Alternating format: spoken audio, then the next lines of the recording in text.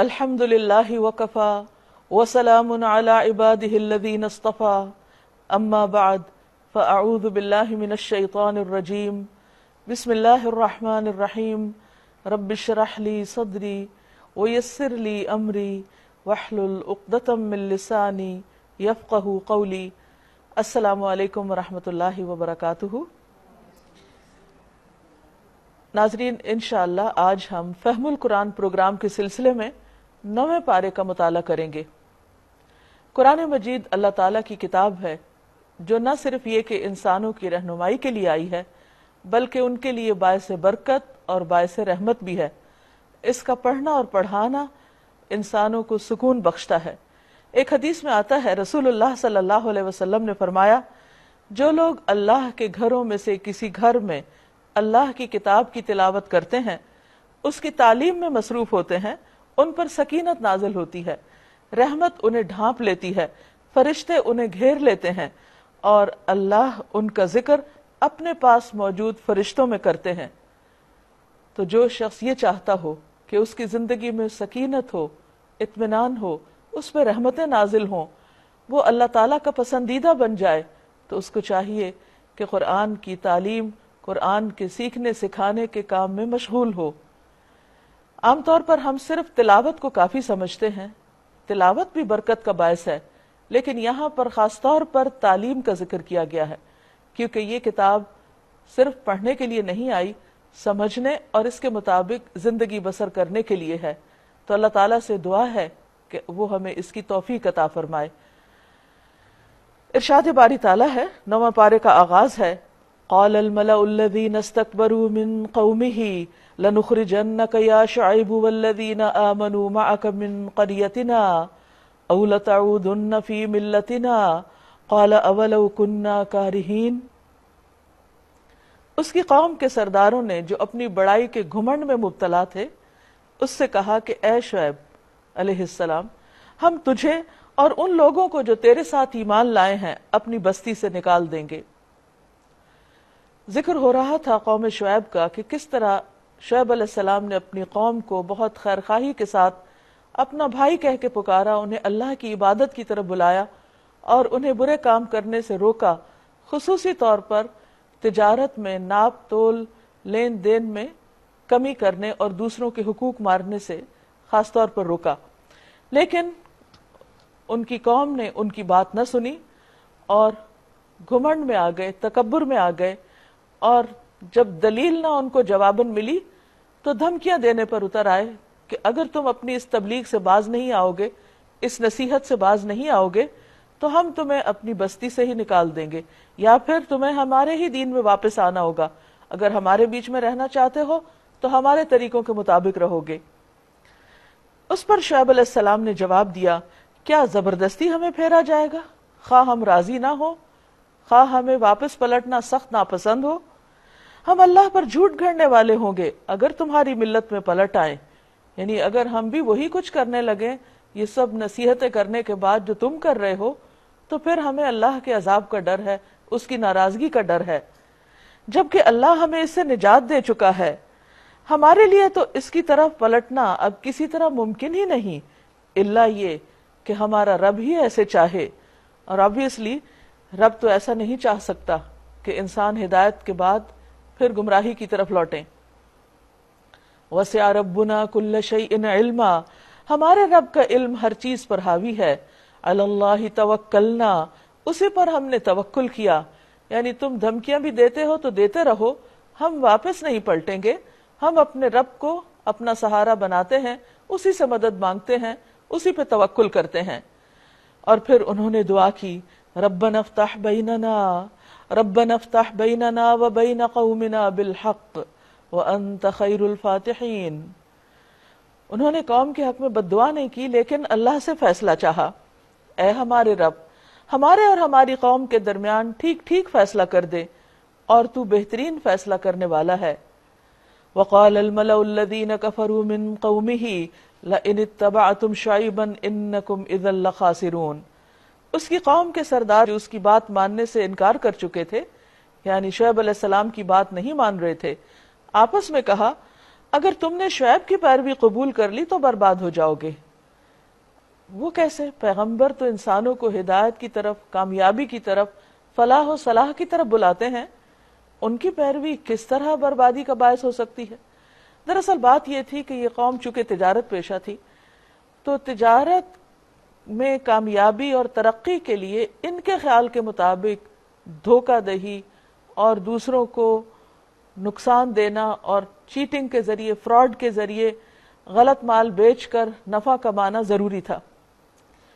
اور ان کے خیال میں اگر ہم شعیب علیہ السلام کی باتیں مانتے ہیں تو پھر تو یہ نفع اور آمدنی کے جتنی قسمیں ہیں، جتنی صورتیں ہیں، یہ ساری ختم ہو جائیں گی۔ کوئی تجارت اخلاق اور دیانت پر کیسے چل سکتی؟ حالانکہ یہ ان کی بالکل غلط فہمی تھی، اور انہوں نے چونکہ اپنے لیے دھوکہ دہی کو ایک معیار بنا رکھا تھا کامیابی کا، تو وہ اس سے ہٹنا نہیں چاہتے تھے۔ اور آج بھی آپ دیکھیے کہ اگر لوگوں سے یہ کہا جائے کہ فیئر ٹریڈ کرو، مزدور کو اس کا حق دو اور ناپ تول میں کمی نہ کرو، تو لوگ ڈٹائی سے کہتے ہیں کہ آج کوئی سچ کا زمانہ ہے، اگر ہم دھوکہ نہ دیں تو کامیاب کیسے ہو سکتے ہیں؟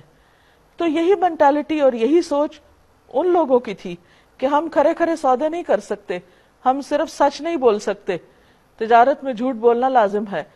تو اس پر اللہ سبحانہ وتعالیٰ نے جب دیکھا کہ یہ قوم کسی طرح نہیں مانتی، تو نتیجتاً ان کو تباہ و برباد کر دیا گیا۔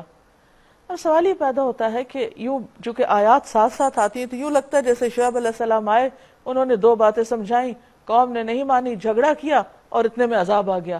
ایسا نہیں ہوا، اس میں سال ہا سال گزرے اور ایک عرصے تک قوم کو سمجھایا جاتا رہا، اور یہی ہر قوم کے ساتھ ہوا۔ موسیٰ علیہ السلام نے تقریباً 40 سال تک فرعونیوں کو تبلیغ کی تھی، اس کے بعد پھر وہاں سے بنی اسرائیل کو لے کر نکلے۔ اسی طرح باقی پیغمبر بھی، نبی صلی اللہ علیہ وسلم 13 سال تک مکہ میں رہے اور ان لوگوں کو سمجھاتے رہے۔ تو ہر قوم کے پیغمبر نے تبلیغ کا حق ادا کر دیا، اور جب قوم کسی طرح نہیں مانی تو پھر ان پر عذاب آیا۔ اب یہاں بھی یہی ہوا، فَأَخَذَتْهُمُ الرَّجْفَةُ، تو ان کو ایک دہلا دینے والی آفت نے آ پکڑا، زلزلہ آ گیا ان پر۔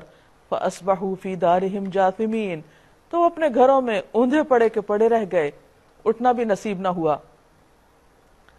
الَّذِينَ كَذَّبُوا شُعَيْبًا كَأَن لَّمْ يَغْنَوْا فِيهَا الَّذِينَ كَذَّبُوا شُعَيْبًا كَانُوا هُمُ الْخَاسِرِينَ، جن لوگوں نے شعیب علیہ السلام کو جھٹلایا وہ ایسے ہوئے گویا کبھی ان گھروں میں بسے ہی نہ تھے۔ شعیب کے جھٹلانے والے ہی آخر کار برباد ہو کر رہے، یعنی وہ سمجھتے تھے کہ شعیب علیہ السلام کی تعلیمات کو ماننے سے نقصان ہوگا، لیکن یہاں کیا ہوا، تاریخ کیا بتاتی ہے کہ جنہوں نے نہ مانا انہوں نے دراصل نقصان اٹھایا، کیونکہ سچائی بدلتی نہیں۔ اللہ تعالیٰ کے جو پیمانے ہیں حق اور باطل کو جاننے کے، وہ تبدیل نہیں ہوتے۔ لا مبدل لکلمات اللہ، اللہ کی باتیں نہیں بدلتی، انسانوں کی ویلیوز بدلتی رہتی، ان کے طور طریقے بدلتے رہتے ہیں۔ ان کے ہاں کبھی ایک چیز اچھی ہو سکتی ہے اور کبھی وہی چیز بہت بری ہو سکتی ہے، اور کبھی بہت بری چیز جو ہے اس کو بہت اچھا سمجھ لیا جاتا ہے، اور برائی پر لوگ اسی طرح خوش ہوتے ہیں جیسے کسی نیکی پر خوش ہو رہے ہوں۔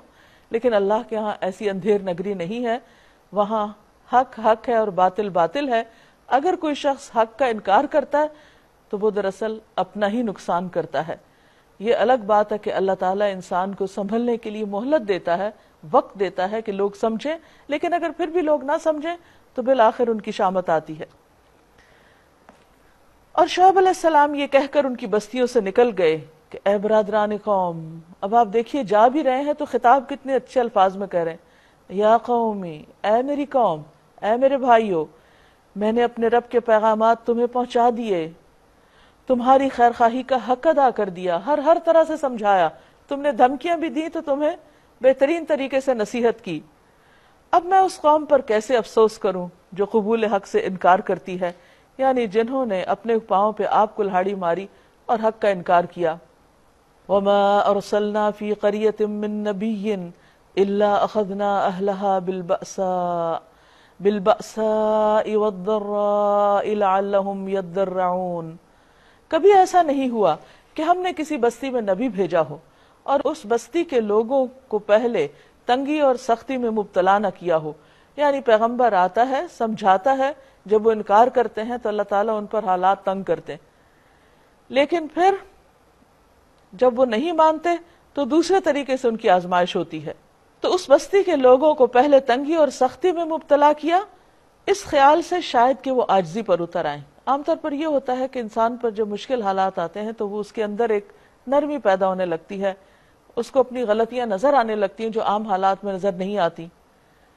لیکن جب انسان اس سے بھی نصیحت نہیں پکڑتے، سبق نہیں لیتے، تو پھر کیا ہوتا ہے؟ پھر ہم نے ان کی بدحالی کو خوشحالی سے بدل دیا، یعنی گناہوں کے باوجود ان پر حالات پھیر دیے، یعنی اچھے دن لے آئے، تو اس پر انہیں اور یہ زوم ہو گیا کہ شاید ہم جو کر رہے تھے وہ اچھا ہی تھا، یہاں تک کہ وہ خوب پھلے پھولے، یعنی گناہ کے باوجود انہیں ڈھیل ملتی رہی، خوب ترقی ہوئی دنیا میں، کہنے لگے ہمارے پہلوں پر بھی اچھے برے دن آتے رہے۔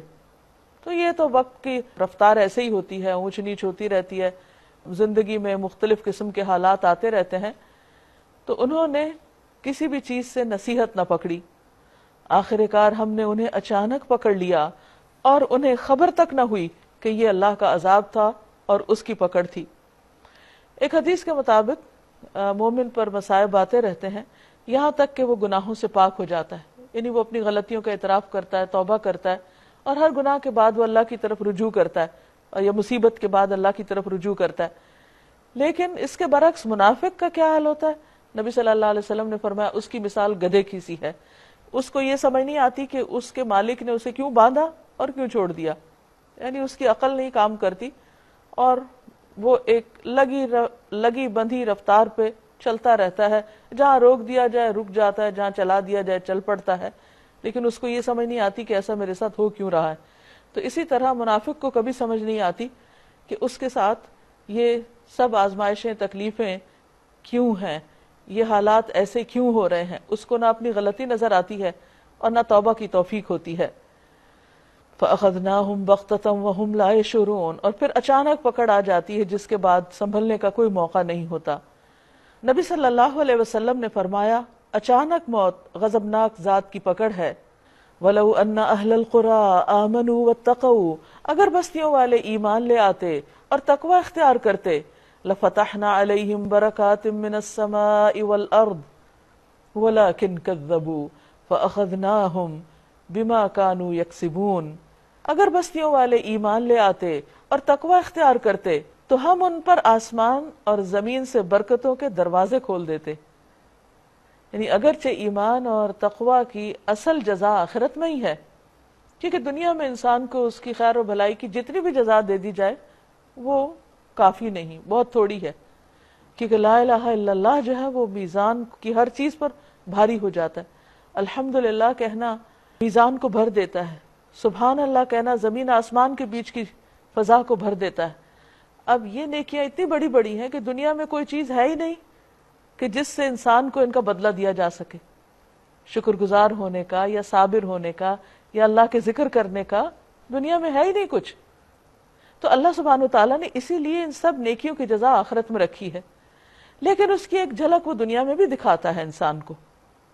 اس پر فرمایا کہ اگر ایمان اور تقوی کرتے تو یہ نہیں کہ ان کی دنیا بگڑ جاتی، کیونکہ عموماً یہ خیال ہوتا ہے کہ ہم دین کی طرف آئیں گے تو شاید ہماری دنیا کا نقصان ہو جائے۔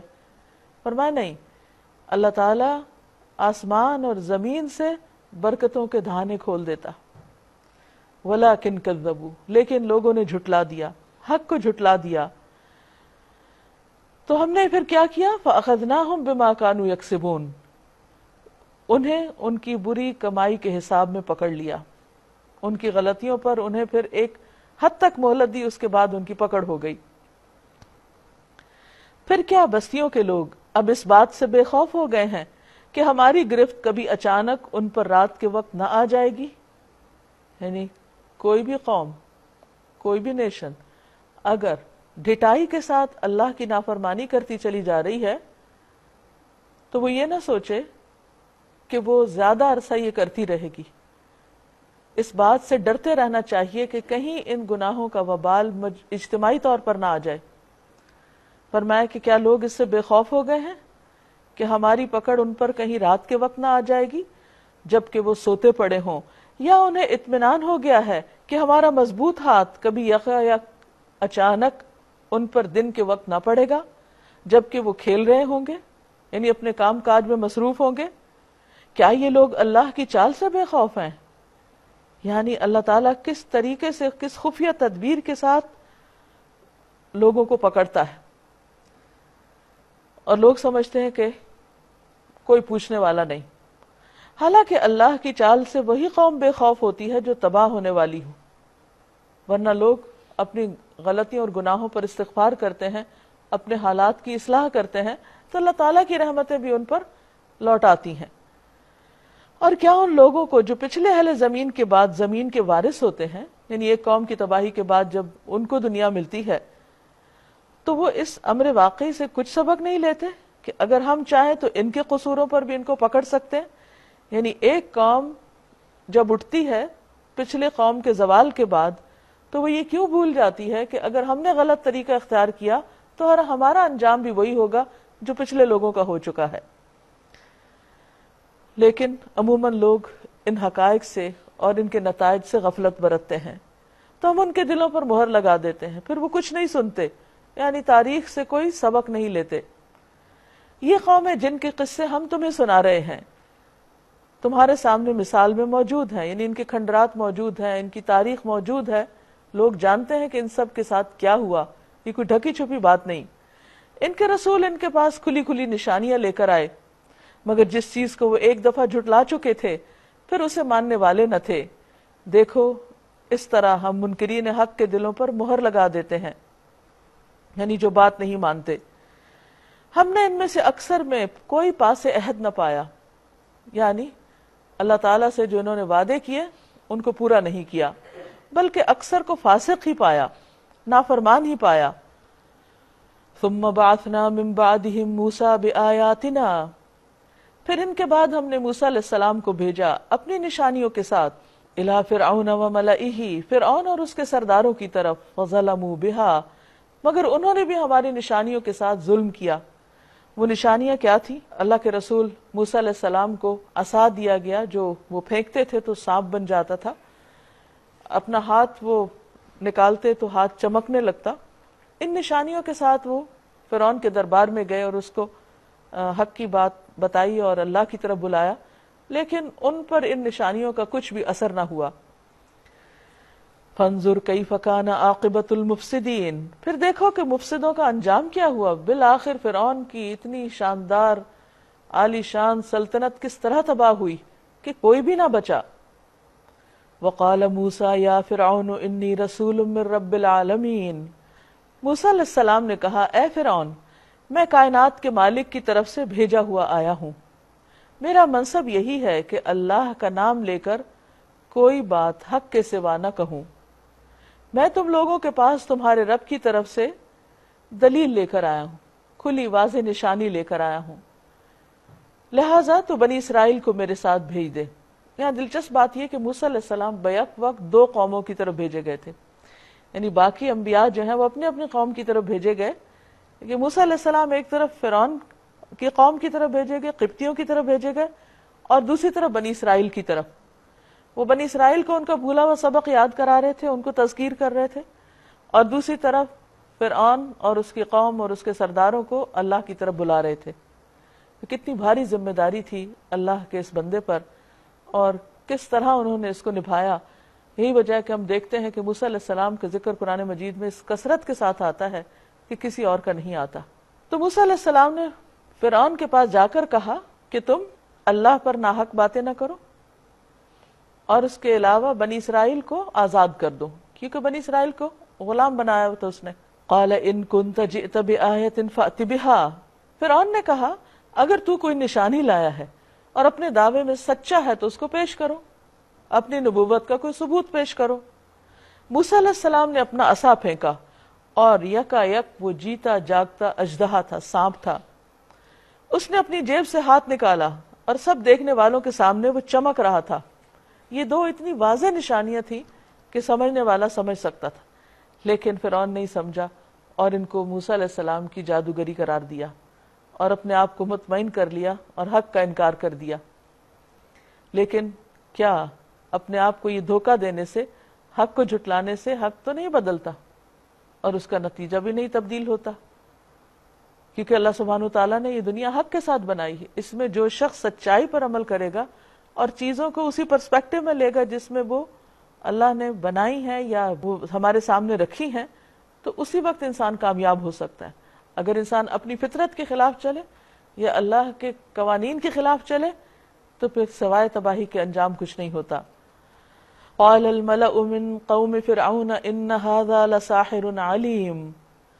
اس پر فرعون کی قوم کے سرداروں نے آپس میں کہا یقیناً یہ شخص بڑا ماہر جادوگر ہے.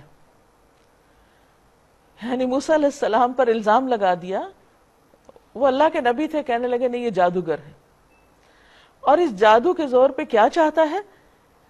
تمہیں تمہاری زمین سے بے دخل کرنا چاہتا ہے، تمہیں تمہاری حکومت سے نکالنا چاہتا ہے. الزام بھی دھر دیا. اب کہو کیا کہتے ہو، کرنا کیا ہے؟ یعنی ان کو موسیٰ علیہ السلام کی نبوت سے اپنی حکومت جانے کا خوف پیدا ہو گیا. پھر ان سب نے فرعون کو مشورہ دیا کہ اسے اور اس کے بھائی کو انتظار میں رکھیے اور تمام شہروں میں ہرکارے بھیج دیجئے کہ ماہر فن جادوگر کو آپ کے پاس لے آئیں. چنانچہ جادوگر فرعون کے پاس آ گئے. اب آپ دیکھیے مزید ڈٹائی کہ مقابلے کی ٹھان لی اور جادوگروں کو اکٹھا کرنا شروع کر دیا. انہوں نے کہا اگر ہم غالب رہے تو ہمیں اس کا صلہ تو ضرور ملے گا. اب فرق دیکھ لیجئے دونوں کے اخلاق میں. موسیٰ علیہ السلام کسی صلے کی غرض سے نہیں گئے تھے، ورنہ اتنے بڑے معجزے آپ کے پاس تھے، آپ چاہتے تو فرعون سے معلوم نہیں کیا کچھ ہتھیاتے، لیکن وہ تو اللہ کا پیغام پہنچانے گئے تھے. اور دوسری طرف جادوگروں نے آتے ہی پہلے انعام کا مطالبہ کیا کہ ہمیں ملے گا کیا. تو اگر کوئی عقل والا ہو تو اسی سے ہی سمجھ جائے کہ دونوں کے اخلاق میں کتنا بڑا فرق ہے. کیا ایک پیغمبر کا اخلاق اور ایک جادوگر کا اخلاق ایک جیسا ہو سکتا ہے؟ ہرگز نہیں. فرعون نے جواب دیا ہاں، اور تم مقرب بارگاہ ہو گئے، یعنی تم ہمارے بہت مقرب ہو جاؤ گے. اور ان کے لیے یہ بہت بڑی خوشی کی بات تھی کہ ہم ایسا کوئی کارنامہ کریں کہ بادشاہ کے قریب ہو جائیں. پھر انہوں نے موسیٰ سے کہا تم پھینکتے ہو یا ہم پھینکیں؟ اب وہ ایک ان کا قومی دن تھا، یوم الزینہ، جشن کا دن، جس میں سارے جادوگر اکٹھے ہو گئے. موسیٰ علیہ السلام بھی آ گئے اور مقابلے کے لیے کھلے میدان میں سب لوگ اکٹھے ہوئے. انہوں نے موسیٰ علیہ السلام سے کہا کہ تم پھینکتے ہو یا ہم پھینکیں، یعنی کون شروع کرے گا مقابلہ. موسیٰ علیہ السلام نے جواب دیا تم ہی پھینکو. انہوں نے جو اپنے انچر پھینکے تو نگاہوں کو مسحور اور دلوں کو خوف زدہ کر دیا. یعنی ہزاروں کی تعداد میں جادوگر جو تھے انہوں نے رسیاں اور لاٹھیاں ہر طرف پھینک دی اور وہ ساری سانپ بن کے دوڑنے لگی. اور ایک عجیب سما نظر آیا اور بہت ہی بڑا زبردست جادو وہ بنا کر لائے تھے. ہم نے موسیٰ علیہ السلام کو اشارہ کیا کہ اپنا عصا پھینکو، بس ایک عصا. اس کا پھینکنا تھا کہ آن کی آن میں وہ ان کے جھوٹے طلسم کو نگلتا چلا گیا. سب چیزوں کو اس نے نگل لیا. اس طرح جو حق تھا حق ثابت ہوا. فوقع الحق وبطل ما كانوا يعملون. اور جو کچھ انہوں نے بنا رکھا تھا وہ باطل ہو کر رہ گیا، یعنی سب ختم ہو گیا. فرعون اور اس کے ساتھی میدان مقابلہ میں مغلوب ہوئے. ہار گیا فرعون اور سارے جادوگر، اور الٹے ذلیل ہو گئے. وانقلبوا صاغرین. اس پر بھی نہیں سمجھ آئی. اتنے بڑے مقابلے میں ہارنے کے بعد بھی ان کے اندر کوئی عاجزی، کوئی نصیحت حاصل نہ ہوئی. اور جادوگروں کا حال یہ ہوا کہ گویا کسی چیز نے اندر سے انہیں سجدے میں گرا دیا. کہنے لگے ہم نے مان لیا رب العالمین کو، اس رب کو جو موسیٰ اور ہارون کا رب ہے، جس کو موسیٰ اور ہارون مانتے ہیں علیہم السلام، ہم اسی رب کو مانتے ہیں. وہ ماہر جادوگر تھے، اور جب انہوں نے عصا دیکھا تو انہیں حق واضح ہو گیا اور سمجھا کہ یہ جادو نہیں ہے، کیونکہ جو کسی فن کا ماہر ہوتا ہے وہ اس کی باریکیوں کو سمجھتا ہے، اس کی حقیقت کو جانتا ہے. تو انہوں نے فوراً کہہ دیا نہیں نہیں یہ جادو نہیں. لیکن فرعون ماننے کو تیار نہیں تھا، اس کے درباری ماننے کو تیار نہیں تھے. فرعون نے کہا تم اس پر ایمان لے آئے قبل اس کے کہ میں تمہیں اجازت دوں، چونکہ وہ خود کو خود خدا کہتا تھا. تو اس لیے اس کے خیال میں اس کی حکومت کے اندر ہر شخص کو مذہب بھی اس کی مرضی کے مطابق اختیار کرنا تھا. تو اس نے کہا کہ میری مرضی کے خلاف تم کوئی اور دین نہیں اختیار کر سکتے. یقیناً یہ کوئی خفیہ سازش تھی. اب ان کو بھی بلیم کر دیا جو تم لوگوں نے اس دار السلطنت میں کی تاکہ اس کے مالکوں کو اقتدار سے بے دخل کر دو. یہ تمہاری چال ہے کوئی. حالانکہ اس کی کوئی حقیقت نہیں تھی، صرف ان کی assumptions تھیں اور ان کی بدگمانی تھی، اور وہ اپنے آپ کو دھوکے پہ دھوکہ دیے چلے جا رہے تھے تاکہ حق کو قبول نہ کرنا پڑے. لیکن حق تو حق ہوتا ہے، ایسی باتوں سے حق باطل تو نہیں ہو سکتا، اور حقائق بدلتے تو نہیں. کیونکہ اگر کوئی انسان سچائی کو، مثلا سورج باہر نکلا ہوا ہے، کوئی کہ میں نہیں مانتا، اور وہ پورا زور لگا دے، تو کیا اس سے سورج چھپ جائے گا؟ نہیں، وہ تو ایسا شخص اپنے آپ ہی کو دھوکہ دے گا. تو کسی بھی حقیقت سے فرار انسان کو سوائے نقصان کی کچھ نہیں دیتا. انسان کا اصل فائدہ اس میں ہی ہے کہ اللہ کی جو بات جیسے ہو اس کو مان لیا جائے، سرنڈر کر لیا جائے. اسی کا نام اسلام ہے، اسی کا نام اطاعت ہے.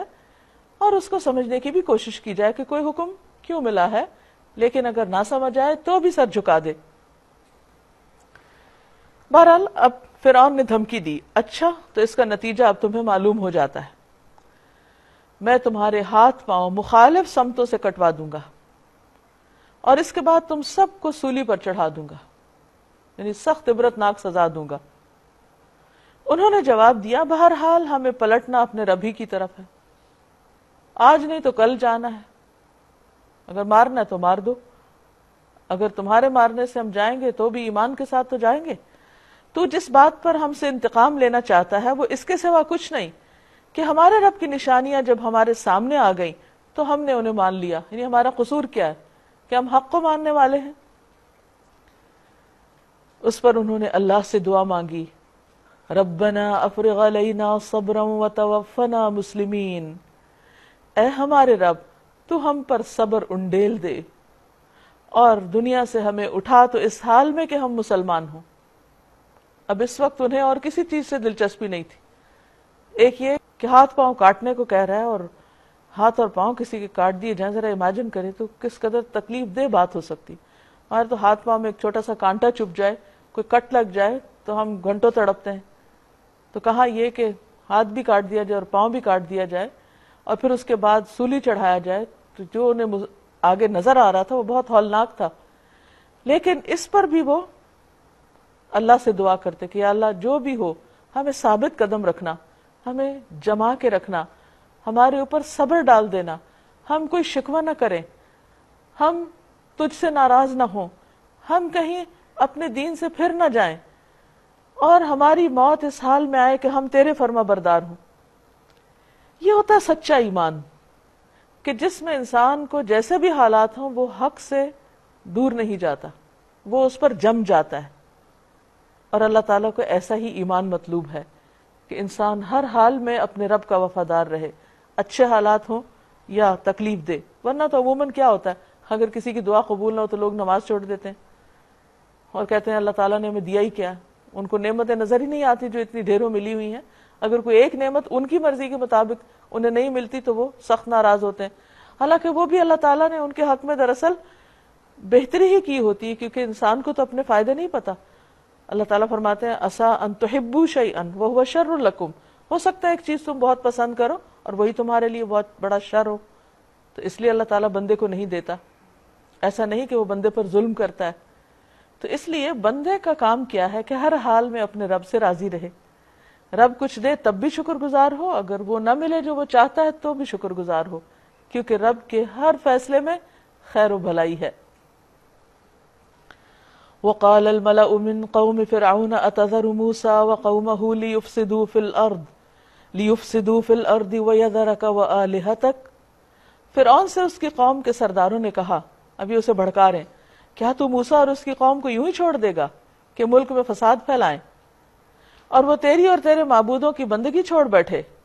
فرعون نے جواب دیا، میں ان کے بیٹوں کو قتل کرا دوں گا اور ان کی عورتوں کو جیتا رہنے دوں گا. یاد رکھیے کہ ایک وہ دور تھا جو موسیٰ علیہ السلام سے آنے کے پہلے کا تھا، اس میں بھی یہی سزا مل رہی تھی بنی اسرائیل کو، اور اب دوبارہ اسی سزا کا اعلان ہو گیا. اور پھر کہنے لگا کہ ہم وَإِنَّا فَوْقَهُمْ قَاهِرُونَ، ہم ان کے اوپر زبردست ہیں، ہمارا اقتدار ہے، ہماری گرفت ان پہ بہت مضبوط ہے، ہم ان کے ساتھ جو چاہیں کریں، ان کو جس طرح چاہیں ہیمیلیٹ کریں. موسیٰ علیہ السلام نے اپنی قوم سے کہا، اب دیکھیے کہ کتنے حالات سخت ہیں. ایک طرف ہاتھ پاؤں کاٹنے کی دھمکیاں ہیں، دوسری طرف ان کے بیٹوں کو مارنے کی دھمکیاں ہیں، اور حالات ہر طرف سے بہت ہی سخت ہو گئے ہیں۔ اس دوران آپ دیکھیے یعنی کہ فرعون کی قوم میں سے جو جادوگر ہیں ان کا کیا حال ہو رہا ہے، اور بنی اسرائیل کے لیے کیا آزمائش آ گئی ہے۔ تو موسیٰ علیہ السلام کیا نصیحت کرتے ہیں، کیا تلقین کرتے ہیں، اس میں ہم سب کے لیے بہت بڑا سبق ہے کہ زندگی میں کوئی بھی تکلیف ہو، پریشانی ہو، تو واہ والا کرنے کی بجائے، لوگوں کے سامنے رونے کی بجائے اللہ کی طرف رجوع کرنا چاہیے۔ قال موسیٰ لقومہ استعینوا باللہ واصبروا، موسیٰ نے اپنی قوم سے کہا، اے میری قوم، اللہ سے مدد مانگو اور صبر کرو۔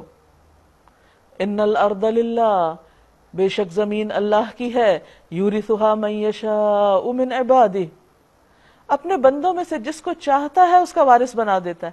اب دیکھیے حالات اتنے تنگ ہو چکے ہیں، خطرات سر پہ منڈلا رہے ہیں، اور موسیٰ علیہ السلام زمین کی وراثت کی بات کر رہے ہیں۔ کس قدر مثبت سوچ ہے، کس قدر ہوپ فل ہے، کس قدر یقین ہے، کتنا اطمینان ہے۔ ہم لوگوں کو چھوٹی سی بھی کوئی تکلیف ہوتی ہے تو انتہائی مایوس ہو جاتے ہیں، مثلا کچھ بخار بھی ہو جاتا ہے تو ہم کہتے ہیں شاید اب نہ بچیں، مر ہی نہ جائیں کہیں۔ یعنی کچھ سے کچھ ہمیشہ ایک شیطان ایسے وسوسے دل میں ڈالنے لگتا ہے کہ انسان کا حوصلہ ٹوٹنے لگتا ہے۔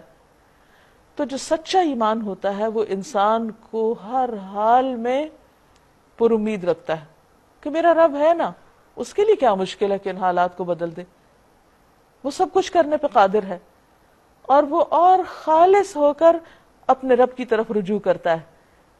اور یہ جو امتحان آتے ہیں نا زندگی میں، یہ اصل میں بندے کو خالص کرنے کے لیے آتے ہیں، کیونکہ تکلیف میں انسان کی اصل کھل کے سامنے آ جاتی کہ وہ کتنے پانی میں ہے، اس کا ایمان کتنا ہے، اور وہ اپنے رب پر کتنا بھروسہ کرتا ہے اور اس پر کتنا ایمان لاتا ہے۔ تو کیا کرنا ہوگا؟ اپنے اندر تقوی پیدا کرنا ہوگا، اپنے اندر خدا کا خوف لانا ہوگا، اپنے حالات کی اصلاح کرنی ہوگی۔ قالوا اوذینا من قبل ان تأتینا ومن بعد ما جئتنا، اس کی قوم کے لوگوں نے کہا تیرے آنے سے پہلے بھی ہم ستائے جاتے تھے، اور اب تیرے آنے پہ بھی ستائے جا رہے ہیں، ہمارے حالات تو کچھ نہ بدلے۔ ہم سمجھتے تھے کہ موسیٰ آئے گا، کوئی ہمارا رہنما آئے گا، لیڈر آئے گا، کوئی مسیحا آئے گا تو ہمارے بھی دن بدل جائیں گے، لیکن یہاں تو کچھ خیر نظر نہیں آتی۔ یہ ایک مایوسی والا جملہ تھا۔ اس نے جواب دیا، یعنی آپ دیکھیے کہ پھر موسیٰ علیہ السلام کس قدر ہوپ فل ہیں۔ قال عسى ربكم ان يهلك عدوكم، کیوں مایوس ہوتے ہو؟ قریب ہے وہ وقت کہ تمہارا رب تمہارے دشمن کو ہلاک کر دے اور تم کو زمین میں خلیفہ بنائے، پھر دیکھے کہ تم کیسے عمل کرتے ہو۔ یعنی نا امید نہ ہو کسی حال میں بھی، فکر کس بات کی کرو کہ تمہارا اپنا عمل کیا ہے اور تم کیسے کام کرتے ہو کہ اللہ کی رحمت تمہاری طرف متوجہ ہو جائے۔ وَلَقَدْ أَخَذْنَا آلَ فِرْعَوْنَ بِالسِّنِينَ وَنَقْصٍ مِّنَ الثَّمَرَاتِ لَعَلَّهُمْ يَذَّكَّرُونَ، ہم نے فرعون کے لوگوں کو کئی سال تک قحط اور پیداوار کی کمی میں مبتلا رکھا کہ شاید ان کو ہوش آئے۔ یعنی اب فرعون کی قوم کے اوپر آزمائش آ گئی جب انہوں نے پیغمبر اور پیغمبر کے ماننے والوں کے ساتھ برا سلوک شروع کیا۔ مگر ان کا حال یہ تھا کہ جب اچھا زمانہ آتا تو کہتے ہم اسی کے مستحق ہیں، we deserve it، اور جب برا زمانہ آتا تو موسیٰ اور اس کے ساتھیوں کو اپنے لیے فعال بد ٹھہراتے کہ ان کی وجہ سے ہمارے ساتھ یہ ہو رہا ہے، یہ مصیبت بنے ہمارے لیے۔ حالانکہ در حقیقت ان کی فعال بد تو اللہ کے پاس تھی، یعنی سب کچھ اللہ ہی کی طرف سے ہو رہا تھا، مگر ان میں سے اکثر بے علم تھے۔ انہوں نے موسیٰ علیہ السلام سے کہا تو ہمیں مسحور کرنے کے لیے خواہ کوئی نشانی لے آئے، ہم تیری بات ماننے والے نہیں ہیں۔ صاف انکار کر دیا، اچھے حالات ہوں برے حالات ہوں ہم نے تمہاری بات نہیں ماننی، ٹھان لی نا انہوں نے۔ تو جو ارادہ ہی یہ کر لے، دل میں یہ طے کر لے کہ میں نے فلاں کام نہیں کرنا، تو پھر کوئی اسے ٹس سے مس نہیں کر سکتا انسان۔ آخر کار ہم نے ان پر طوفان بھیجا، ٹڈی دل چھوڑے، سرسریاں پھیلائیں، مینڈک نکالے، خون برسایا، یہ سب نشانیاں الگ الگ کر کے دکھائیں، مگر وہ سرکشی کیے چلے گئے، اور وہ بڑے ہی مجرم لوگ تھے۔ جب کبھی ان پر بلا نازل ہو جاتی تو کہتے اے موسیٰ، تجھے اپنے رب کی طرف سے جو منصب حاصل ہے اس کی بنا پر ہمارے حق میں دعا کر۔ خود نہیں دعا کرتے تھے، موسیٰ علیہ السلام سے کرواتے، اگر اب کے تو ہم پر سے یہ بلا ٹلوا دے تو ہم تیری بات مان لیں گے، اور یہ صرف وقتی ایک بات ہوتی تھی، اس میں سچائی کچھ بھی نہ تھی، اور بنی اسرائیل کو تیرے ساتھ بھیج دیں گے۔ مگر جب ہم ان پر سے اپنا عذاب ایک وقت مقرر تک کے لیے جس کو بہرحال وہ پہنچنے والے تھے ہٹا لیتے تو وہ یکلخت اپنے عہد سے پھر جاتے، پھر پرانی روش اور ڈگر پہ آ جاتے۔ تب ہم نے ان سے انتقام لیا اور انہیں سمندر میں غرق کر دیا، کیونکہ انہوں نے ہماری نشانیوں کو جھٹلایا تھا اور وہ ان سے بے پرواہ ہو گئے تھے، کوئی سبق نہیں لیا۔ اور ان کی جگہ ہم نے ان لوگوں کو جو کمزور بنا کر رکھے گئے تھے اس سرزمین کے مشرق و مغرب کا وارث بنا دیا جسے ہم نے برکتوں سے مالا مال کیا تھا، یعنی فلسطین کی سرزمین کا وارث۔ اس طرح بنی اسرائیل کے حق میں تیرے رب کا وعدہ خیر پورا ہوا، کیونکہ انہوں نے صبر سے کام لیا تھا۔ تو اس میں آپ دیکھیے کہ بار بار صبر کی بات آ رہی کہ صبر کامیابی کا ذریعہ ہے۔ اور فرعون اور اس کی قوم کا وہ سب کچھ برباد کر دیا گیا جو وہ بناتے اور چڑھاتے تھے، یعنی ان کی ترقی، شان و شوکت، ان کا آرٹ کلچر سب کچھ ختم ہو گیا، حتیٰ کہ کہا جاتا ہے کہ جو ان کی تحریر تھی اب دنیا میں کوئی نہیں رہا کہ جو اس کو پڑھ کے کچھ سمجھ سکے، کوئی بھی نہ بچا۔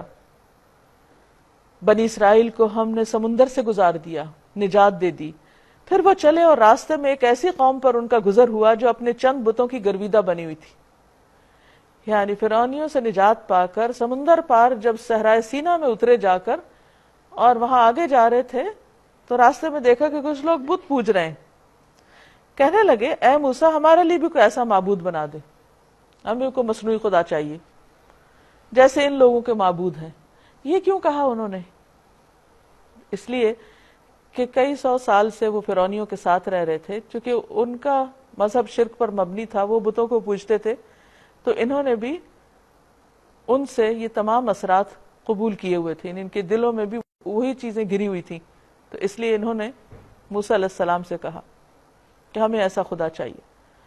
قال انکم قوم تجہلون، موسیٰ علیہ السلام نے کہا تم لوگ بڑی نادانی کی باتیں کرتے، نہیں کتنا صبر اور حوصلہ تھا ان میں بھی۔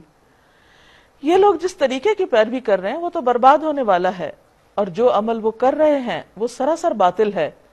پھر موسیٰ علیہ السلام نے کہا کیا میں اللہ کے سوا کوئی اور معبود تمہارے لیے تلاش کروں؟ کیا اللہ کافی نہیں ہے؟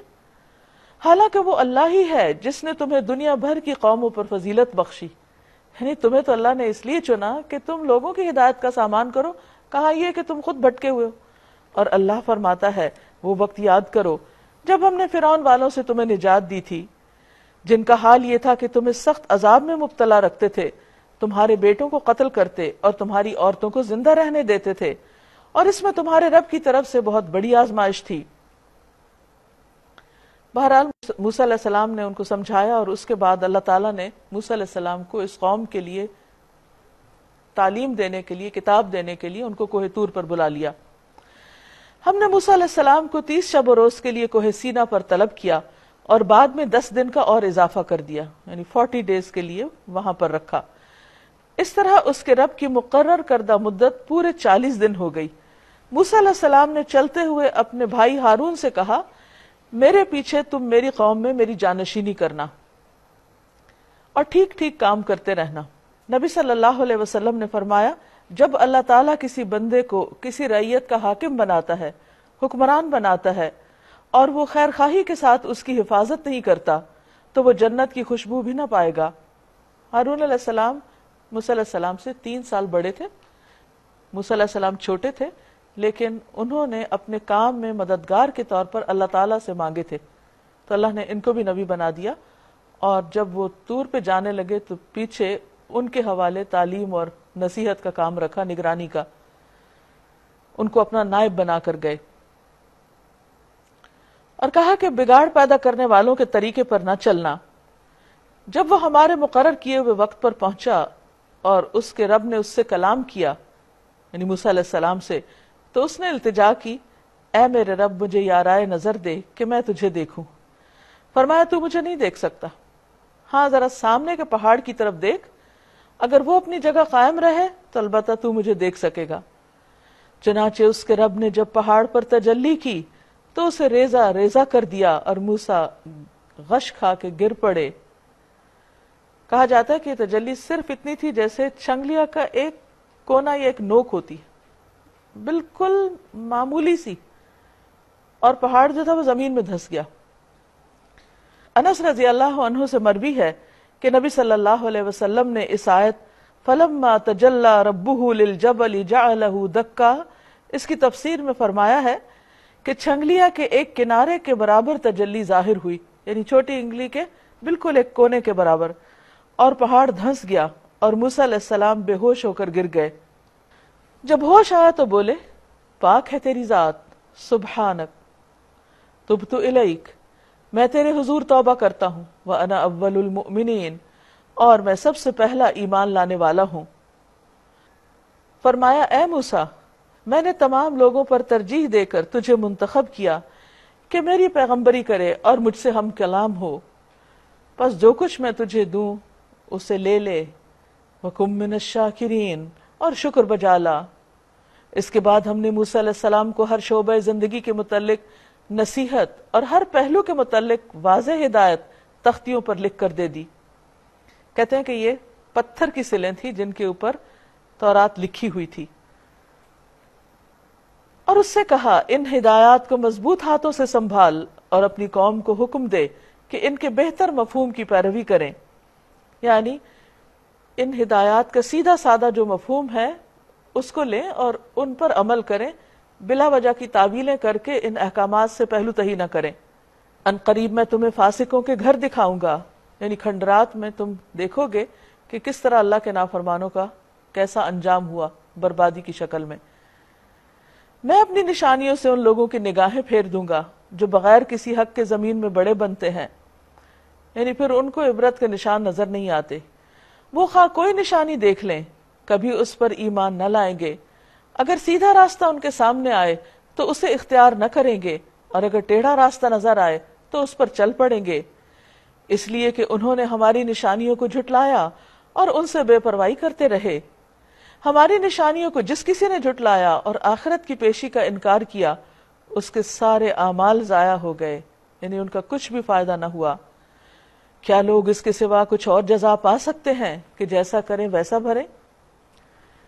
اب کیا ہوا، موسیٰ علیہ السلام تو چلے گئے 40 روز کے لیے، وہاں وہ روزے رکھتے، عبادت کرتے، اور بالآخر اللہ سبحانہ وتعالیٰ نے ان سے کلام کیا اور ان کو کتاب دی۔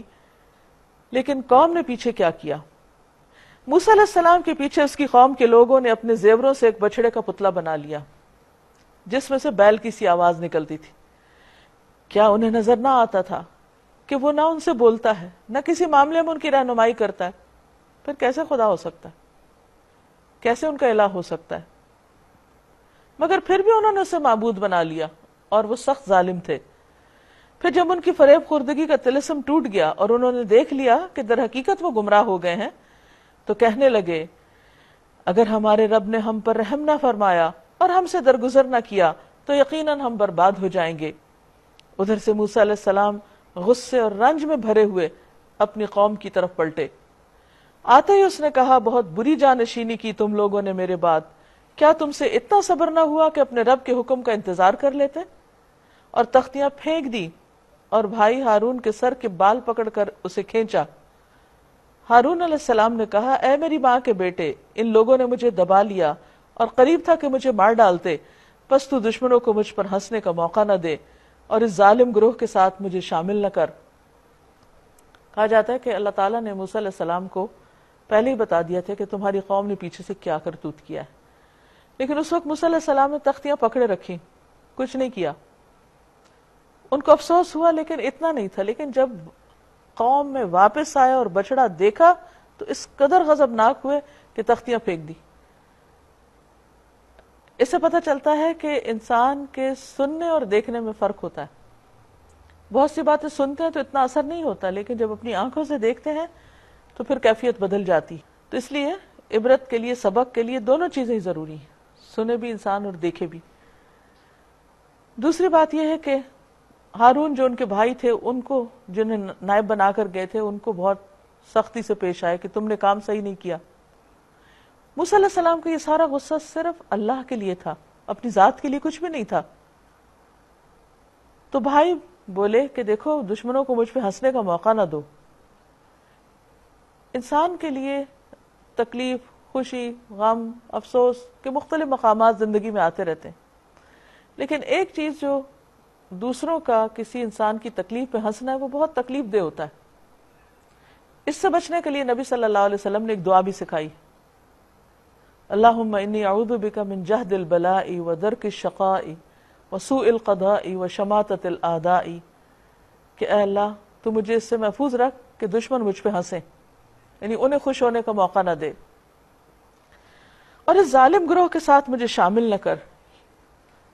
موسیٰ علیہ السلام فوراً ہوش میں آ گئے، ایک دم غصہ کنٹرول کر لیا اور بھائی کے لیے دعا کرنے لگے. جب انہیں حقیقت حال معلوم ہوئی کہ ہارون علیہ السلام نے تو قوم کو سمجھانے کی کوشش کی لیکن قوم نہیں مانی، قال رب اغفر لی ولأخی وادخلنا فی رحمتک وانت ارحم الراحمین. تب موسیٰ نے کہا اے رب مجھے اور میرے بھائی کو معاف کر دے اور ہمیں اپنی رحمت میں داخل فرما، تو سب سے بڑا رحیم ہے. جواب میں ارشاد ہوا کہ جن لوگوں نے بچڑے کو معبود بنایا وہ ضرور اپنے رب کے غضب میں گرفتار ہو کر رہیں گے اور دنیا کی زندگی میں ذلیل ہوں گے. جھوٹ گھڑنے والوں کو ہم ایسی ہی سزا دیتے ہیں، اور جو لوگ برے عمل کریں پھر توبہ کر لیں اور ایمان لے آئیں تو یقیناً اس توبہ اور ایمان کے بعد تیرا رب درگزر کرنے والا، رحم فرمانے والا ہے. یعنی انسان سے غلطی تو ہو ہی جاتی ہے لیکن اس سے نکلنے کا راستہ توبہ ہے، تو پھر اللہ تعالیٰ اپنی رحمت سے متوجہ ہو جاتا ہے. پھر جب موسیٰ کا غصہ ٹھنڈا ہوا اور اس نے وہ تختیاں اٹھا لی، یعنی جو پھینکی تھی وہ واپس اٹھا لی، جن کی تحریر میں ہدایت اور رحمت تھی ان لوگوں کے لیے جو اپنے رب سے ڈرتے ہیں. یاد رکھیے کہ ہمیشہ اللہ کی کتاب اللہ سے ڈرنے والوں کو ہی فائدہ دیتی ہے. اور اس نے اپنے قوم کے 70 آدمیوں کو منتخب کیا تاکہ وہ اس کے ساتھ ہمارے مقرر کیا ہوا وقت پر حاضر ہوں. اب ہوا یہ تھا کہ موسیٰ علیہ السلام ان 70 لوگوں کو لے جا رہے تھے توبہ کرنے کے لیے، کہ اللہ کے حضور باقاعدہ ایک ڈیلیگیشن کی شکل میں پہاڑ پر جا کر جہاں سے ان کو تورات ملی تھی وہاں اللہ سبحانہ وتعالیٰ سے باقاعدہ معافی مانگے، اپنے لیے بھی اور قوم کی طرف سے بھی. جب ان لوگوں کو ایک ساتھ سخت زلزلے نے آ پکڑا تو موسیٰ علیہ السلام نے عرض کیا اے میرے رب آپ چاہتے تو پہلے ہی ان کو اور مجھے ہلاک کر سکتے تھے، یعنی طور پہ لا کے ہلاک کرنے کی بجائے زمین پہ ہی ہلاک کر دیتے. کیا آپ اس قصور میں جو ہم میں سے چند نادانوں نے کیا، یعنی قوم نے جو بچڑا بنایا چند لوگوں نے، آپ ہم سب کو ہلاک کر دیں گے؟ یہ تو آپ کی ڈالی ہوئی ایک آزمائش تھی جس کے ذریعے سے آپ جسے چاہتے ہیں گمراہی میں مبتلا کر دیتے ہیں اور جسے چاہتے ہیں ہدایت بخش دیتے ہیں. یعنی مختلف چیزوں کی ٹیمپٹیشن اور مختلف فتنوں میں پڑنا یہ انسان کی زندگی میں ہوتا رہتا ہے، چلتا رہتا ہے، اور اس میں انسان کو ہمیشہ سمجھنا چاہیے کہ کوئی بھی آزمائش کیوں آئی ہے یا کوئی بھی حالات کس لیے پیش آ رہے ہیں، اور انسان کو یہ دعا بھی کرنی چاہیے کہ اللہ ان حالات میں مجھے اپنی پسند کا طرز عمل اختیار کرنے کی توفیق دے. کیونکہ بعض اوقات انسان کسی چیز پر غصے میں آ جاتا ہے، کہیں مایوس ہو جاتا ہے، کہیں کوئی طریقہ اختیار کر لیتا ہے اور پھر حق سے دور چلا جاتا ہے بعض اوقات. تو موسیٰ علیہ السلام یہی کہہ رہے ہیں کہ یا رب یہ تو ایک آزمائش تھی اور یہ لوگ اس آزمائش میں ناکام ہوئے، اب میں قوم کو کیا منہ دکھاؤں گا کہ یہ 70 لوگ بھی جو میرے ساتھ آئے وہ بھی ختم ہو گئے، تو آپ ہمیں معاف کر دے. انت ولینا، تو ہمارا ولی ہے، فاغفر لنا، تو ہم کو معاف فرما دے، ورحمنا، اور ہم پر رحم فرما، وانت خیر الغافرین، اور آپ سب سے بڑھ کر معاف فرمانے والے ہیں. واکتب لنا فی ہذہ الدنیا حسنہ، ہمارے لیے اس دنیا میں بھلائی لکھ لے، وفی الآخرہ، اور آخرت میں بھی ہمیں بھلائی سے نواز. انا ہدنا الیک، ہم نے آپ کی طرف رجوع کر لیا، ہم توبہ کرتے ہیں، آپ کی طرف پلٹتے ہیں. جواب میں ارشاد ہوا سزا تو میں جسے چاہتا ہوں دیتا ہوں، مگر میری رحمت ہر چیز پر چھائی ہوئی ہے، اور اسے میں ان لوگوں کے حق میں لکھوں گا جو نافرمانی سے پرہیز کریں گے. یعنی اللہ تعالیٰ کی بخشش اور رحمت پانے کے لیے انسان کو اللہ کی نافرمانی سے بچنا چاہیے. زکوٰۃ دیں گے اور میری آیات پر ایمان لائیں گے.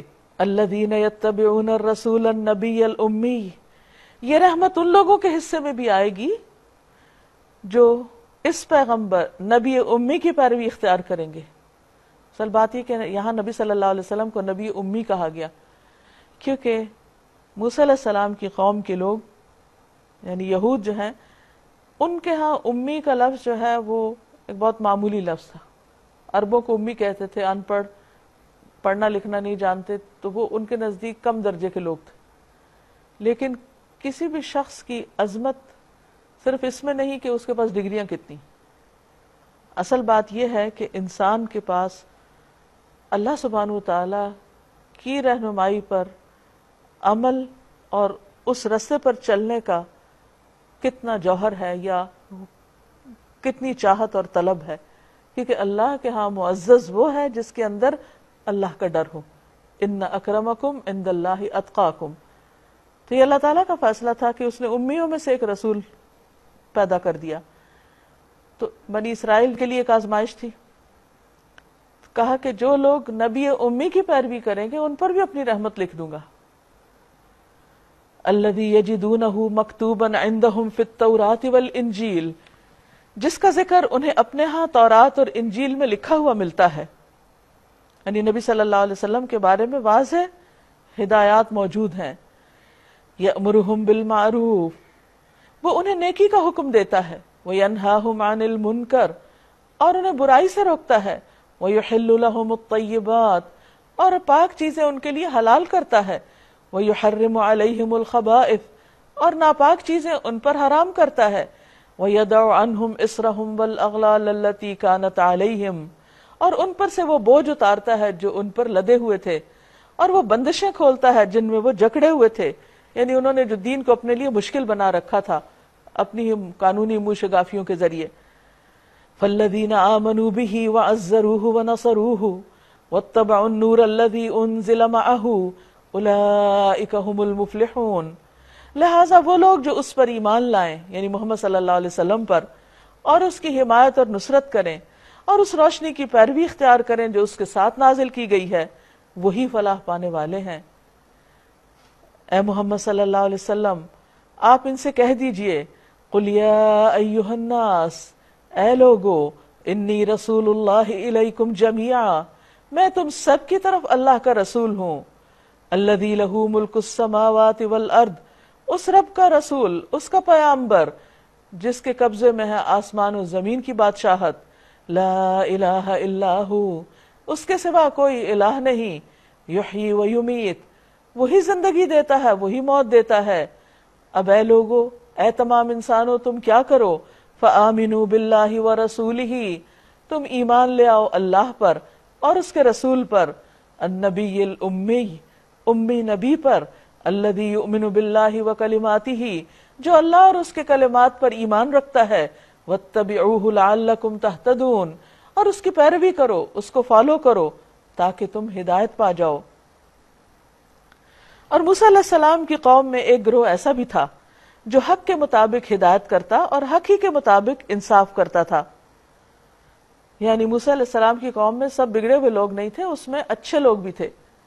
اور ہم نے اس قوم کو 12 گھرانوں میں تقسیم کر کے انہیں مستقل گروہوں کی شکل دے دی گئی.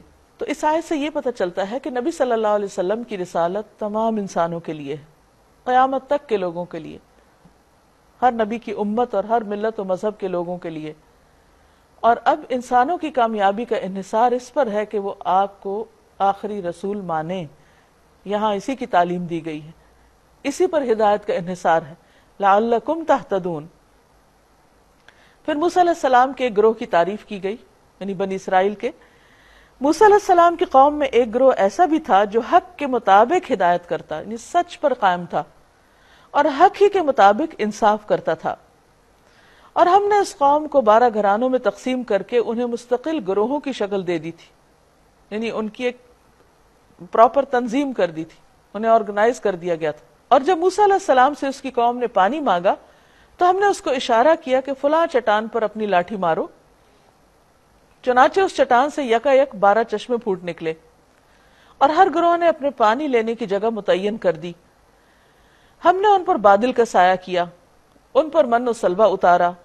کھاؤ وہ پاک چیزیں جو ہم نے تم کو بخشی ہیں، مگر اس کے بعد انہوں نے جو کچھ کیا تو ہم پر ظلم نہیں کیا بلکہ آپ اپنے ہی اوپر ظلم کرتے رہے.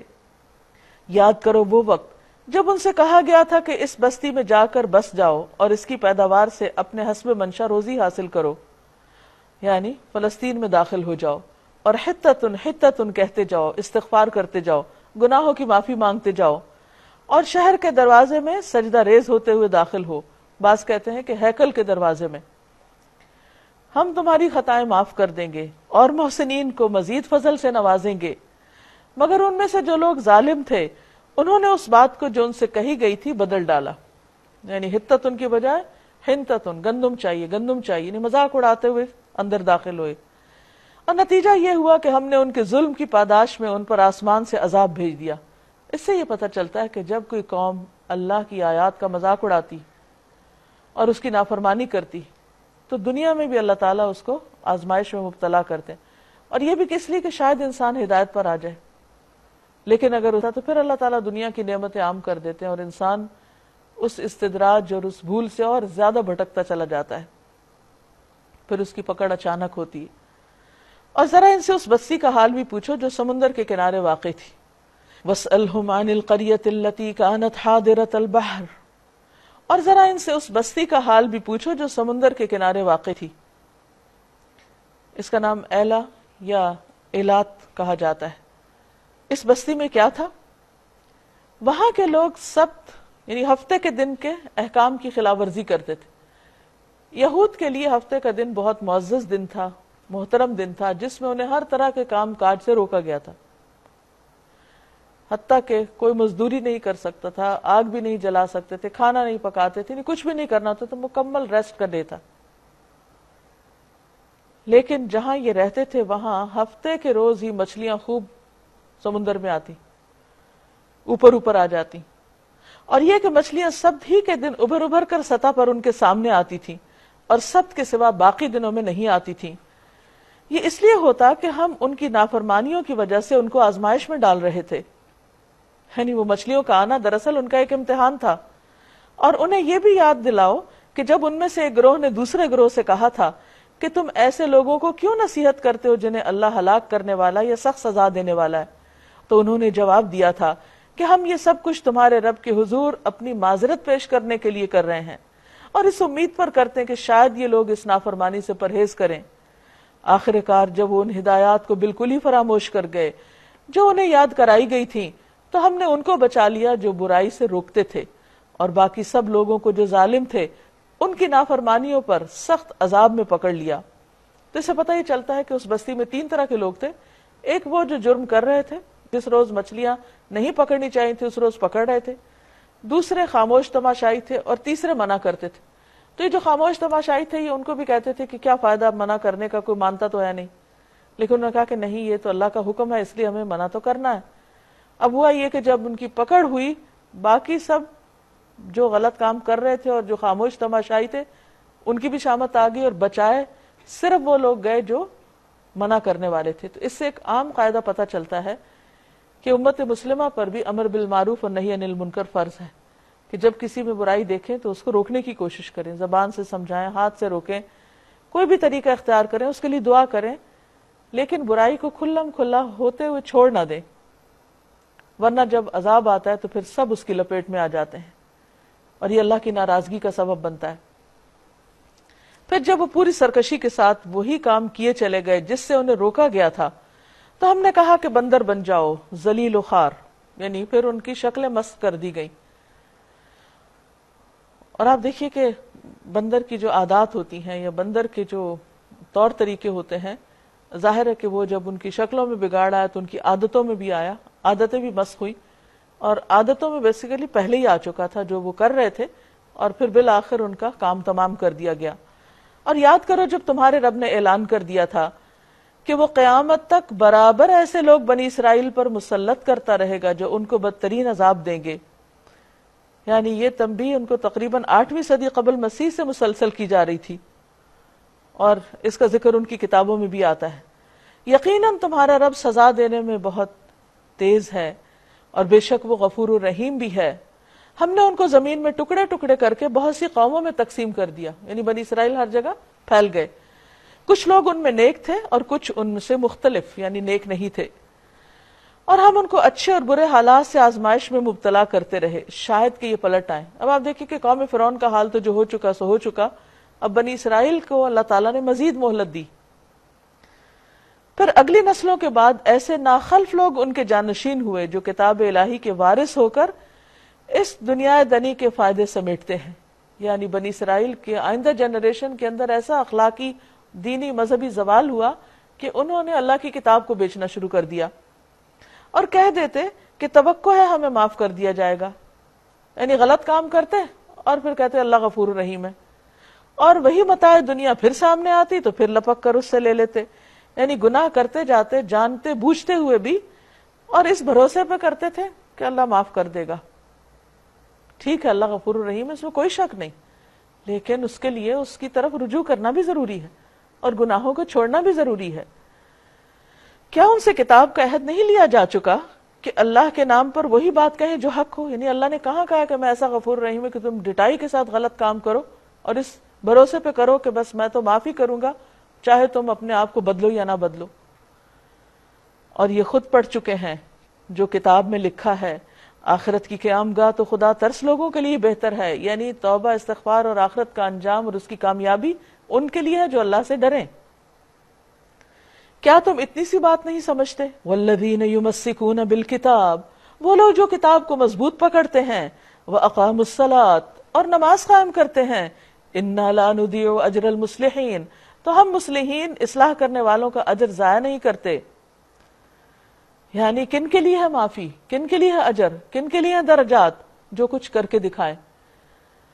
وَإِذْ نَتَقْنَا الْجَبَلَ فَوْقَهُمْ، اور اس کام کے لیے کہ وہ اللہ کی کتاب کو پکڑ لیں، ہم نے کیا کیا؟ ہم نے پہاڑ کو ہلا کر ان پہ چھا دیا، یعنی امبریلا کی طرح ان کے اوپر لے اللہ تعالیٰ، گویا کہ وہ چھتری ہے، اور وہ یہ گمان کر رہے تھے کہ وہ ان پہ آ پڑے گا۔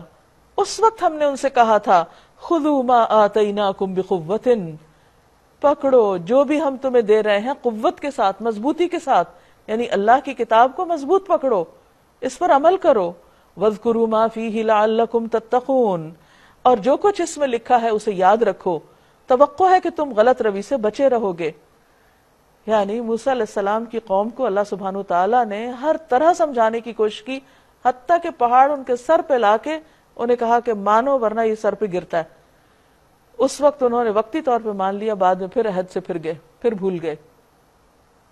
لیکن بات یہ ہے کہ اتنے چانسز دیے جانے کے بعد بھی جب وہ قوم نہیں مانی، نہیں سیدھی ہوئی، تو پھر اللہ تعالیٰ نے ان سے امامت لے کر بنی اسماعیل کی طرف، نبی صلی اللہ علیہ وسلم کی امت کی طرف منتقل کر دی۔ اب اس امت کو سوچنے کی ضرورت ہے کہ وہ کس طریقے پہ چل رہے ہیں، صحابہ کرام کے طریقے پر یا بنی اسرائیل کے طریقے پر؟ کہ بنی اسرائیل نے موسیٰ علیہ السلام کے ساتھ جو کچھ کیا یا اپنی کتاب کے ساتھ کیا، اگر وہی ڈھنگ ہے تو پھر اللہ تعالیٰ کی رحمت کیسے آ سکتی ہے؟ تو ہم سب کو بھی اجتماعی طور پر توبہ کرنے کی ضرورت ہے، اور وہی کام کرنے کی ضرورت ہے جو یہاں کہا گیا، اور وہ کیا ہے؟ کتاب کو مضبوطی سے پکڑنا اور نماز قائم کرنا۔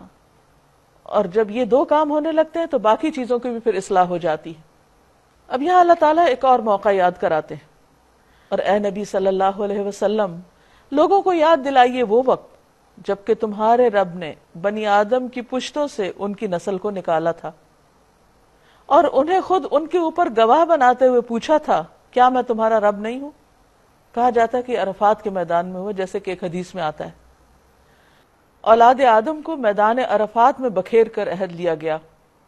اللہ سبحانہ وتعالیٰ نے آدم علیہ السلام کی پشت میں موجود تمام اولاد آدم سے میدان عرفات میں عہد لیا تھا۔ اللہ نے ان کی صلب سے ان کی ساری اولاد نکالی جو اس نے دنیا میں پیدا کرنا تھی، اور اسے اپنے سامنے چھوٹی چھوٹی چیونٹیوں کی شکل میں بکھیر دیا۔ پھر ان کی طرف متوجہ ہو کر ان سے کلام کیا اور فرمایا کیا میں تمہارا رب نہیں ہوں؟ انہوں نے کہا ضرور آپ ہی ہمارے رب ہیں، ہم اس پر گواہی دیتے ہیں۔ یہ ہم نے اس لیے کیا کہ کہیں تم قیامت کے دن یہ نہ کہہ دو کہ ہم تو اس بات سے بے خبر تھے، ہمیں کسی نے نہیں بتایا، یا یہ نہ کہنے لگو کہ شرک کی ابتدا تو ہمارے باپ دادا نے کی ہم سے پہلے، اور ہم بعد کی نسل میں پیدا ہوئے اس لیے ہم تو باپ دادا کے طریقے پہ تھے، ہمارا تو کوئی قصور نہیں۔ پھر کیا آپ ہمیں اس قصور پہ پکڑتے ہیں جو غلط کار لوگوں نے کیا؟ دیکھو اس طرح ہم نشانیاں واضح طور پر پیش کرتے ہیں۔ تو اس آیت سے واضح طور پہ پتہ چلتا ہے کہ اللہ سبحانہ وتعالیٰ نے ہر انسان کے اندر اپنی پہچان رکھ دی ہے. اس کی فطرت میں یہ بات موجود ہے کہ اس کا کوئی رب ہے، اور اس کو اس طرح پروگرام کیا گیا ہے کہ وہ جب تک رب کی عبادت نہ کرے اس کے اندر کا خلا جاتا نہیں، اس کی بے چینی ختم نہیں ہوتی. وَاتْلُ عَلَيْهِمْ نَبَأَ الَّذِي آتَيْنَاهُ آيَاتِنَا فَانْسَلَخَ مِنْهَا. ارے محمد صلی اللہ علیہ وسلم ان کے سامنے اس شخص کا حال بیان کیجئے جس کو ہم نے اپنی آیات کا علم عطا کیا تھا. کہا جاتا ہے بنی اسرائیل کا ایک شخص تھا، بہت بڑا عالم، جس کے پاس اللہ کی کتاب کا علم تھا، لیکن اس نے کیا کیا؟ اس کی پابندی چھوڑ کے، اس کتاب کو چھوڑ کے دنیا کے پیچھے لگ گیا. مگر وہ ان کی پابندی سے نکل بھاگا، آخر کار شیطان اس کے پیچھے پڑ گیا. یعنی ضروری نہیں ہوتا کہ کوئی شخص ایک دفعہ کتاب پڑھ لے تو پھر وہ محفوظ ہو گیا. جب تک اس سے مستقل تعلق نہ رکھے، اسے مضبوطی سے پکڑے نہ رکھے، تو شیطان جو انسان کا دشمن ہے وہ اس کو کسی وقت بھی پھسلا سکتا ہے، جیسا کہ اس بہت بڑے عالم کے ساتھ ہوا. آخر کار شیطان اس کے پیچھے پڑ گیا، یہاں تک کہ وہ بھٹکنے والوں میں شامل ہو کر رہا. اگر ہم چاہتے تو اسے ان آیات کے ذریعے بلندی عطا کرتے. یعنی وہ دنیا کی طرف کیوں لپکا؟ تاکہ اس کی کچھ عزت ہو. عموماً یہ ہوتا ہے کہ جو لوگ دین کا علم رکھتے ہیں یا دینی علوم کے ماہر ہوتے ہیں، ان کو معاشرے میں کوئی ویلیو نہیں دی جاتی، کوئی ان کی قدر نہیں ہوتی. تو کچھ لوگ پھر اس وجہ سے بھی اس راستے کو چھوڑ دیتے ہیں کہ ہم دوسروں کے ہر دل عزیز ہو جائیں یا ہمیں بہتر ترقی کے مواقع ملیں.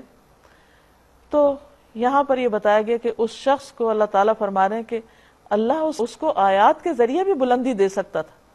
وَلَكِنَّهُ أَخْلَدَ إِلَى الْأَرْضِ، لیکن وہ تو زمین سے چمٹ کر رہ گیا، یعنی دنیاوی فائدوں کی طرف جھک گیا اور اپنی خواہش نفس ہی کے پیچھے پڑا رہا.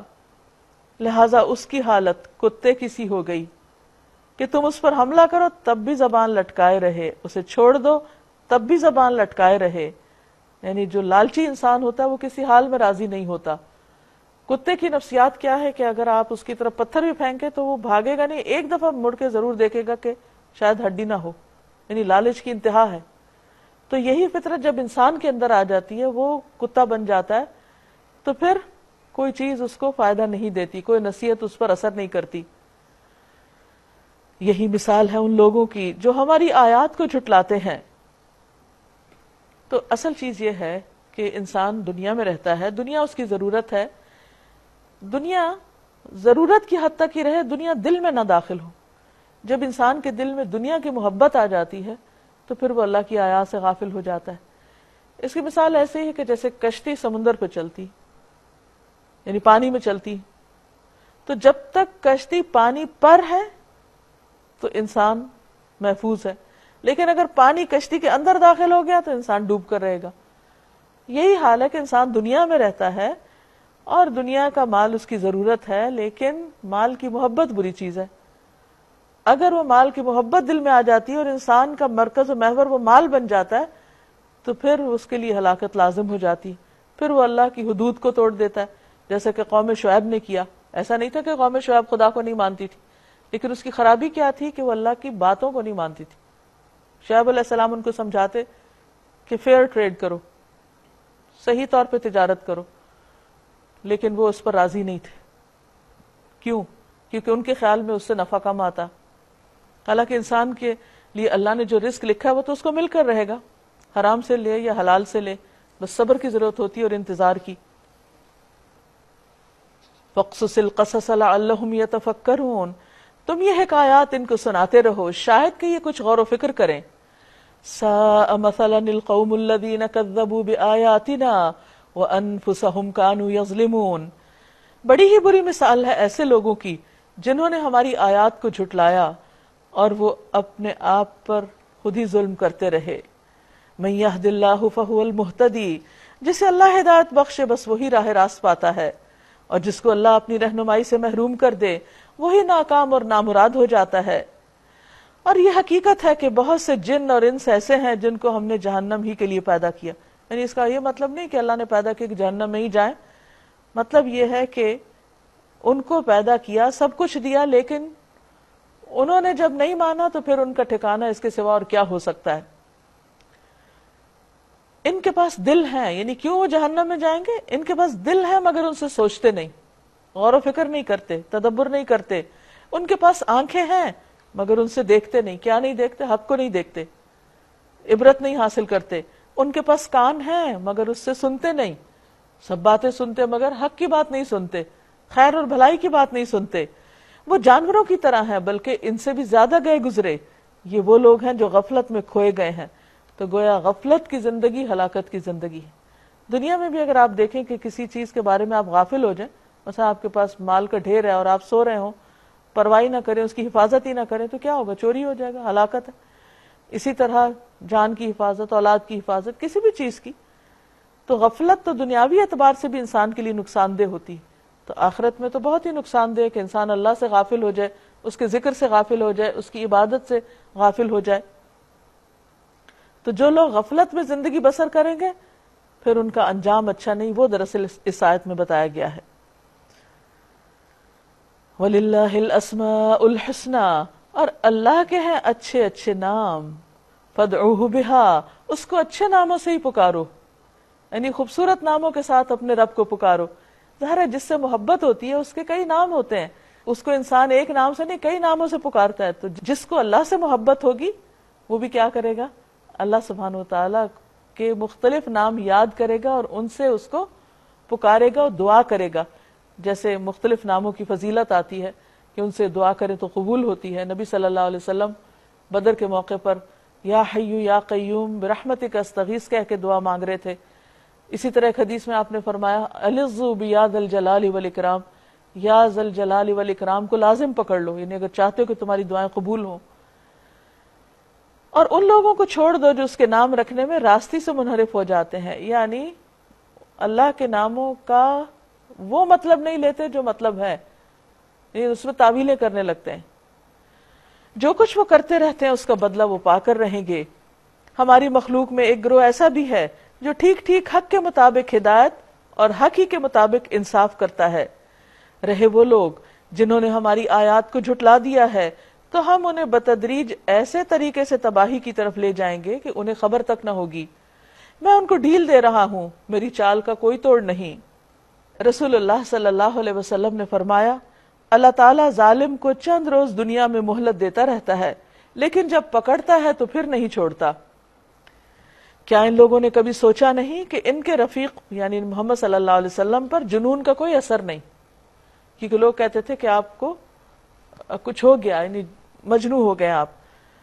وہ تو ایک خبردار ہے, یعنی خبر دینے والا ہے جو برا انجام آنے سے پہلے صاف صاف خبردار کر رہا ہے. کیا ان لوگوں نے آسمان و زمین کے انتظام پر کبھی غور نہیں کیا, اور کسی بھی چیز کو جو اللہ نے پیدا کی آنکھیں کھول کے نہیں دیکھا؟ اور کیا یہ کبھی انہوں نے سوچا نہیں کہ شاید ان کی مہلت زندگی پوری ہونے کا وقت آ چکا ہو, وہ قریب آ گیا ہو. آخر پیغمبر کی اس تنبیہ کے بعد اور کون سی بات ایسی ہو سکتی ہے جس پر یہ ایمان لائیں گے؟ جس کو اللہ رہنمائی سے محروم کر دے اس کے لیے پھر کوئی رہنما نہیں. اور وہ کس کو کرتا ہے؟ جو آنکھیں رکھتے ہوئے دیکھتا نہیں, جو کان رکھتے ہوئے حق کی بات سنتا نہیں.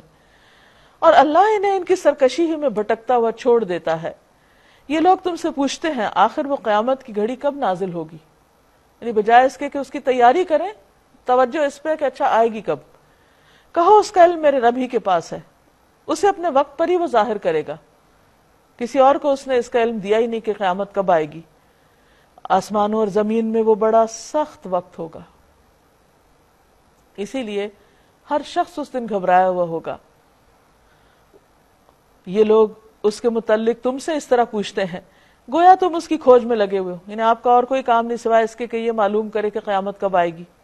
کہو اس کا علم تو صرف اللہ کو ہے, مگر اکثر لوگ اس کی حقیقت سے ناواقف ہیں. آپ کہہ دیجئے میں اپنی ذات کے لیے کسی نفع اور نقصان کا اختیار نہیں رکھتا, اللہ ہی جو کچھ چاہتا ہے وہ ہوتا ہے. تو اس سے یہ پتہ چلتا ہے کہ یہ بھی توحید کا ایک حصہ ہے کہ انسان اپنی قسمت کا مالک, نفع نقصان کا مالک صرف اللہ کو سمجھے. اور اگر مجھے غیب کا علم ہوتا تو میں بہت سے فائدے اپنے لیے حاصل کر لیتا. یعنی نبی صلی اللہ علیہ وسلم بھی غیب کی باتوں کا علم نہیں رکھتے سوائے اس کے کہ جن کے بارے میں اللہ نے آپ کو علم دے دیا. اور یہ کہ مجھے کبھی کوئی نقصان نہ پہنچتا. اگر علم ہوتا غیب کا تو بہت سے فائدے حاصل کرتا اور کوئی نقصان نہ ہوتا. یعنی مجھے آئندہ آنے والے واقعات کا اگر پہلے سے پتہ چل جاتا تو پھر میں ان کا پہلے سے بندوبست کر لیتا. میرا یہ کام نہیں، کیونکہ ایک پیغمبر کاہن نہیں ہوتا، نجومی نہیں ہوتا، نہ اس کا یہ کام اور نہ اس کی یہ دلچسپی ہوتی ہے. میں تو محض ایک خبردار کرنے والا اور خوشخبری سنانے والا ہوں ان لوگوں کے لیے جو میری بات مانے. ایک یہودی نبی صلی اللہ علیہ وسلم کے پاس آیا اور اس نے کہا تم لوگ اللہ کے ساتھ شریک بناتے ہو، تم لوگ شرک کرتے ہو اور کہتے ہو جو اللہ چاہے اور جو آپ چاہیں، اور تم لوگ کہتے ہو کعبہ کی قسم. تو نبی صلی اللہ علیہ وسلم نے لوگوں کو حکم دیا کہ جب وہ قسم کھانے لگے تو اس طرح کہا کریں رب کعبہ کی قسم، اور اس طرح کہا کریں جو اللہ چاہے پھر جو آپ چاہیں، یعنی اللہ کے ساتھ کسی اور کو مشیت میں بھی شریک نہیں کرنا چاہیے. وہ اللہ ہی ہے جس نے تمہیں ایک جان سے پیدا کیا، اسی سے اس کا جوڑا بنایا تاکہ اس کے پاس سکون حاصل کرے. یعنی ہسبینڈ وائف کا جو ریلیشن شپ ہے وہ اللہ سبحانہ وتعالیٰ نے ایک دوسرے کے لیے سکون کا باعث بنا کر ان کو یہ تعلق اور خوبصورت تعلق عطا کیا ہے. پھر جب مرد نے عورت کو ڈھانک لیا تو اسے ایک خفیف سا حمل رہ گیا جسے لیے وہ چلتی پھرتی رہی. پھر جب وہ بوجھل ہو گئی تو دونوں نے مل کر اللہ اپنے رب سے دعا کی اگر تو نے ہمیں اچھا سا بچہ دیا تو ہم تیرے شکر گزار ہوں گے. مگر جب اللہ نے ان کو صحیح و سالم بچہ دے دیا تو وہ اس کی اس بخشش اور عنایت میں دوسروں کو اس کا شریک ٹھہرانے لگے، شرک کرنے لگے کہ یہ کسی اور نے دیا ہے. اللہ بہت بلند و برتر ہے ان مشرکانہ باتوں سے جو یہ لوگ کرتے ہیں. کیسے نادان ہیں یہ لوگ کہ ان کو خدا کا شریک ٹھہراتے ہیں جو کسی بھی چیز کو پیدا نہیں کرتے بلکہ خود پیدا کیے جاتے ہیں. یعنی مخلوق کو خدا ماننا انتہا درجے کی حماقت ہے، جو نہ ان کی مدد کر سکتے کیونکہ مخلوق تو خود محتاج ہوتی، اور نہ اپنی مدد پہ آپ ہی قادر ہیں. اگر تم انہیں سیدھی راہ پر آنے کی دعوت دو تو وہ تمہارے پیچھے نہ آئیں. تم خواہ انہیں پکارو یا خاموش رہو، دونوں صورتوں میں تمہارے لیے یکساں ہی رہے. تم لوگ خدا کو چھوڑ کر جنہیں بھی پکارتے ہو، نہیں اللہ کو چھوڑ کر کسی اور کے در پہ جاتے ہو، کسی سے بھی مدد مانگتے ہو، وہ تو محض بندے ہیں، وہ خود محتاج ہیں جیسے تم بندے ہو. ان سے دعائیں مانگ دیکھو، چاہیے کہ تمہاری دعاؤں کا جواب دیں اگر ان کے بارے میں تمہارے خیالات صحیح ہیں. لیکن ایسا نہیں ہوتا کیونکہ جو دنیا سے جا چکے ان کا معاملہ تو اللہ کے سپرد ہے. ہمیں نہیں معلوم وہ کس حال میں، ہم ان سے اچھا گمان رکھتے ہیں لیکن اصل حقیقت تو اللہ ہی کو پتا ہے. اور پھر یہ کہ ہر انسان خواہ کوئی بھی ہو وہ خود اپنی نجات اور اپنے درجات کے لیے اللہ کا محتاج ہے. تو کسی کے لیے کچھ کرنے سے پہلے تو وہ یہ دیکھے گا وہ اپنے لیے کیا کر رہا ہے یا کیا کر سکتا ہے. فرمایا کیا یہ پاؤں رکھتے ہیں کہ ان سے چلیں؟ یعنی ان کے معبود جن کے پاس یہ اپنی فریادیں لے کر آتے ہیں وہ تو چلنے پہ بھی قادر نہیں. اب کیا یہ ہاتھ رکھتے ہیں کہ اس سے پکڑیں؟ کیا یہ آنکھیں رکھتے ہیں کہ ان سے دیکھیں؟ کیا یہ کان رکھتے ہیں کہ ان سے سنیں؟ یہ سب کچھ کسی آبجیکٹ آف ورشپ کے بارے میں نہیں کہا جا رہا، جیتے جاگتے انسانوں کے بارے میں کہا جا رہا ہے. اور خاص طور پر جب وہ مر جائیں اور دنیا سے چلے جائیں اور پھر ان سے انسان اپنی توقعات رکھے کہ وہ زندہ انسانوں کے لیے کچھ کرے. تو فرمایا کہ وہ تو اپنی مدد بھی نہیں کر سکتے، تمہاری کیا کریں گے؟ اے محمد صلی اللہ علیہ وسلم ان سے کہیے بلا لو اپنے ٹھہرائے ہوئے شریکوں کو، پھر تم سب مل کر میرے خلاف تدبیریں کرو اور مجھے ہرگز مہلت نہ دو. میرا حامی و ناصر وہ اللہ ہے جس نے یہ کتاب نازل کی ہے اور وہ نیک آدمیوں کی حمایت کرتا ہے. یعنی میں تمہیں حق بتاؤں گا اور اپنا معاملہ اللہ پہ چھوڑتا ہوں اور اللہ تعالیٰ حفاظت کرنے والا ہے. بخلاف اس کے تم جنہیں خدا کو چھوڑ کے پکارتے ہو وہ نہ تو تمہاری مدد کر سکتے ہیں اور نہ خود اپنی مدد کے قابل ہیں، بلکہ اگر تم سیدھی راہ پر آنے کو لیے ان کو کہو تو وہ تمہاری بات سن بھی نہیں سکتے. بظاہر تم کو ایسا نظر آتا ہے کہ وہ تمہاری طرف دیکھ رہے ہیں مگر فی الواقع وہ کچھ بھی نہیں دیکھتے. اب ان کے ساتھ معاملہ کیا کیا جائے؟ خذ العفو وامر بالعرف واعرض عن الجاہلین. اے نبی صلی اللہ علیہ وسلم نرمی اور درگزر کا طریقہ اختیار کیجئے، معروف کی تلقین کیے جائیے اور جاہلوں سے نہ الجھیے. اگر کبھی شیطان تمہیں اکسائے تو اللہ کی پناہ مانگو، وہ سب کچھ سننے اور جاننے والا ہے. حقیقت میں جو لوگ متقی ہیں ان کا حال تو یہ ہوتا ہے کہ کبھی شیطان کے اثر سے کوئی برا خیال اگر انہیں چھو بھی جائے تو فوراً چکنے ہو جاتے ہیں، پھر انہیں صاف نظر آنے لگتا ہے کہ ان کے لیے صحیح طریقہ کار کیا ہے. رہے ان کے شیاطین بھائی بند تو وہ انہیں ان کی کجروی میں کھینچے لیے چلے جاتے ہیں، پھر انہیں بھٹکانے میں کوئی کسر اٹھا نہیں رکھتے. وَإِذَا لَمْ تَأْتِهِمْ بِآيَةٍ، جب آپ ان کے سامنے کوئی نشانی یعنی ان کا مطلوبہ معجزہ پیش نہیں کرتے تو یہ کہتے ہیں تم نے اپنے لیے کوئی نشانی کیوں نہ منتخب کر لی؟ ان سے کہیے میں تو صرف اس وحی کی پیروی کرتا ہوں جو میری طرف میرے رب نے بھیجی ہے. یعنی میرا کام صرف معجزے دکھانا نہیں ہے، میرا کام اللہ کے احکام کی پیروی کرنا ہے. یہ بصیرت کی روشنیاں ہیں تمہارے رب کی طرف سے اور ہدایت اور رحمت ہے ان لوگوں کے لیے جو اسے قبول کریں. جب قرآن تمہارے سامنے پڑھا جائے تو اسے توجہ سے سنو اور خاموش رہو، شاید کہ تم پر بھی رحمت ہو جائے. یعنی جو شخص یہ چاہتا ہے کہ اللہ کی رحمت اس پر آئے، اسے قرآن کا احترام کرنا چاہیے. جب اس کی تلاوت ہو رہی ہو تو باتیں نہیں کرنی چاہیے، اس کی طرف متوجہ رہنا چاہیے. وَاذْكُرْ رَبَّكَ فِي نَفْسِكَ تَضَرُّعًا وَخِيفَةً وَدُونَ الْجَهْرِ مِنَ الْقَوْلِ بِالْغُدُوِّ وَالْآصَالِ وَلَا تَكُن مِّنَ الْغَافِلِينَ. اے نبی صلی اللہ علیہ وسلم اپنے رب کو صبح و شام یاد کیجئے، دل ہی دل میں زاری اور خوف کے ساتھ. یعنی کیسے دعا مانگنی چاہیے وہ طریقہ بتایا جا رہا ہے، اور زبان سے بھی ہلکی آواز کے ساتھ. آپ ان لوگوں میں سے نہ ہوں جو غفلت میں پڑے ہوئے ہیں. نبی صلی اللہ علیہ وسلم خود تو ایسا نہیں کرنے والے تھے، لیکن آپ کو یہ فرما کے ہم سب کو بتایا جا رہا ہے کہ ہمارے لیے اللہ کی یاد کا طریقہ کیا ہے. اور یہاں پر خاص طور پر زاری کی بات کرنے کے ساتھ چپ کے پکارنے کی بات، یعنی بہت شور مچا کے لاؤڈلی بات یعنی دعا نہیں کرنی چاہیے، بلکہ بہت عاجزی کے ساتھ، تحمل کے ساتھ آہستہ آہستہ اللہ تعالیٰ کو پکارنا چاہیے، کیونکہ وہ تو دلوں کے راز تک جانتا ہے. ان الذین عند ربک لا یستکبرون عن عبادتہ ویسبحونہ ولہ یسجدون. جو فرشتے تمہارے رب کے حضور تقرب کا مقام رکھتے ہیں وہ کبھی اپنی بڑائی کے گھمنڈ میں آ کر اس کی عبادت سے منہ نہیں موڑتے اور اس کی تسبیح کرتے ہیں اور اس کے آگے جھکے رہتے ہیں. یہ مقرب فرشتوں کا حال ہے. تو پھر اگر ہم اللہ کے مقرب بننا چاہیں تو اس کے لیے بھی کیا ہے کہ انسان اللہ کی عبادت کرے، اس کی تسبیح کرے اور اس کے آگے سجدہ ریز ہو. یہاں سجدہ تلاوت واجب ہوا. اس کے لیے یہ ہے کہ جیسے آپ نماز پڑھیں گے اس کے ساتھ ایک سجدہ کر لیجئے. قرآن مجید میں ایسے 14 مقامات پر سجدے آتے ہیں. اور ویسے عمومی طور پر بات یہ ہے کہ انسان سب سے زیادہ اللہ کے قریب سجدے کی حالت میں ہوتا ہے، تو اس لیے سجدے میں خوب دعائیں مانگنی چاہیے تاکہ قبول ہو.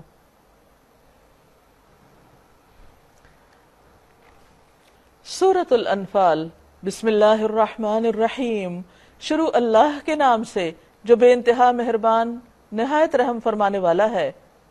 یسألونک عن الانفال قل الانفال للہ والرسول فاتقوا اللہ واصلحوا ذات بینکم وَأَطِيعُوا اللَّهَ وَرَسُولَهُ إِن كُنتُم مُؤْمِنِينَ. تم سے انفال کے متعلق پوچھتے ہیں، کہو یہ انفال تو اللہ اور اس کے رسول کے ہیں صلی اللہ علیہ وسلم. بس تم لوگ اللہ سے ڈرو اور اپنے آپس کے تعلقات درست رکھو اور اللہ اور اس کے رسول کی اطاعت کرو اگر تم مومن ہو.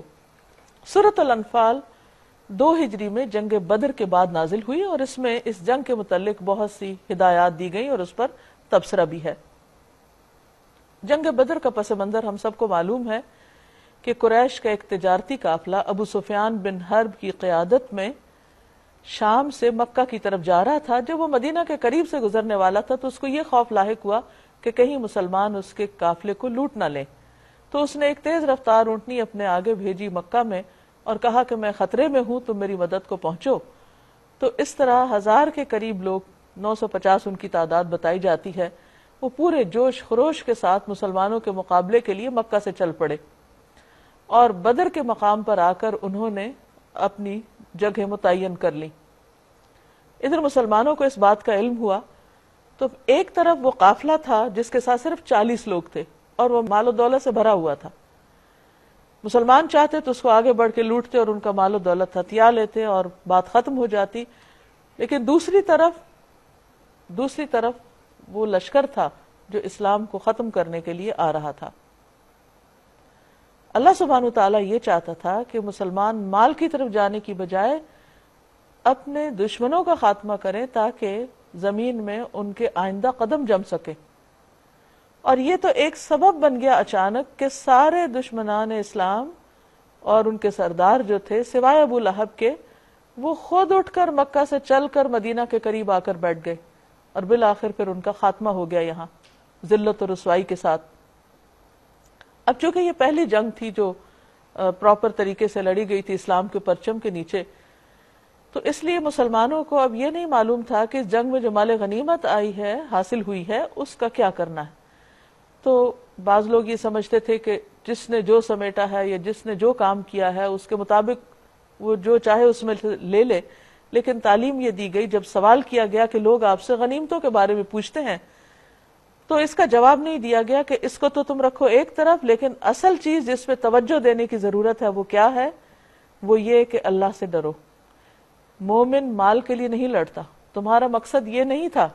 اگر مال کے لیے لڑنا ہوتا تو پھر قافلے کی طرف جاتے۔ اللہ سے ڈرو اور اپنے تعلقات کی اصلاح رکھو، کیونکہ مال ایک ایسی چیز ہے، اتنا بڑا فتنہ ہے کہ جس سے خونی رشتوں کے درمیان، دینی رشتوں کے درمیان پھوٹ پڑ جاتی۔ مال اور جاہ دو ایسے بھیڑیے ہیں کہ جو اگر کسی بکریوں کے ریوڑ میں چھوڑ دیے جائیں تو جتنی وہ تباہی کریں، اس سے زیادہ تباہی دین میں ہوتی ہے جب لوگوں کے اندر مال اور عہدوں کی ہرس آ جاتی ہے۔ تو اس لیے اللہ سبحانہ وتعالیٰ نے ان کے سوال پر فوری جواب نہیں دیا، فرمایا یہ تم بھول جاؤ کہ یہ مال غنیمت تمہارا ہی اللہ اور اس کے رسول کا ہے، اب بتاؤ تم اللہ اور رسول کی محبت میں گئے تھے وہاں، اور وہی تمہارے اندر ہونی چاہیے، اور جس چیز پہ تمہیں فوکس کرنا وہ اپنی تربیت ہے۔ اللہ سے ڈرو، اپنے تعلقات اچھے کرو، کیونکہ اچھے تعلقات دین کی بھلائی اور بہتری کا ذریعہ بنتے ہیں، اور لڑائی جھگڑا فتنہ فساد حدیث میں آتا ہے کہ دین کو مونڈ دیتے۔ انما المؤمنون الذین اذا ذکر اللہ وجلت قلوبہم، بے شک مومن تو وہ ہوتے ہیں کہ جب ان کے سامنے اللہ کا ذکر کیا جاتا ہے تو ان کے دل کانپ اٹھتے ہیں، لرز اٹھتے ہیں۔ وہ بے دھیانی میں اور غافل ہو کے نہیں سنتے، اللہ کا نام ان کے دلوں میں ایک ہلچل پیدا کر دیتا ہے، وہ ایک زندہ اور متحرک انسان بن جاتے ہیں، ان کی غفلت دور ہو جاتی ہے۔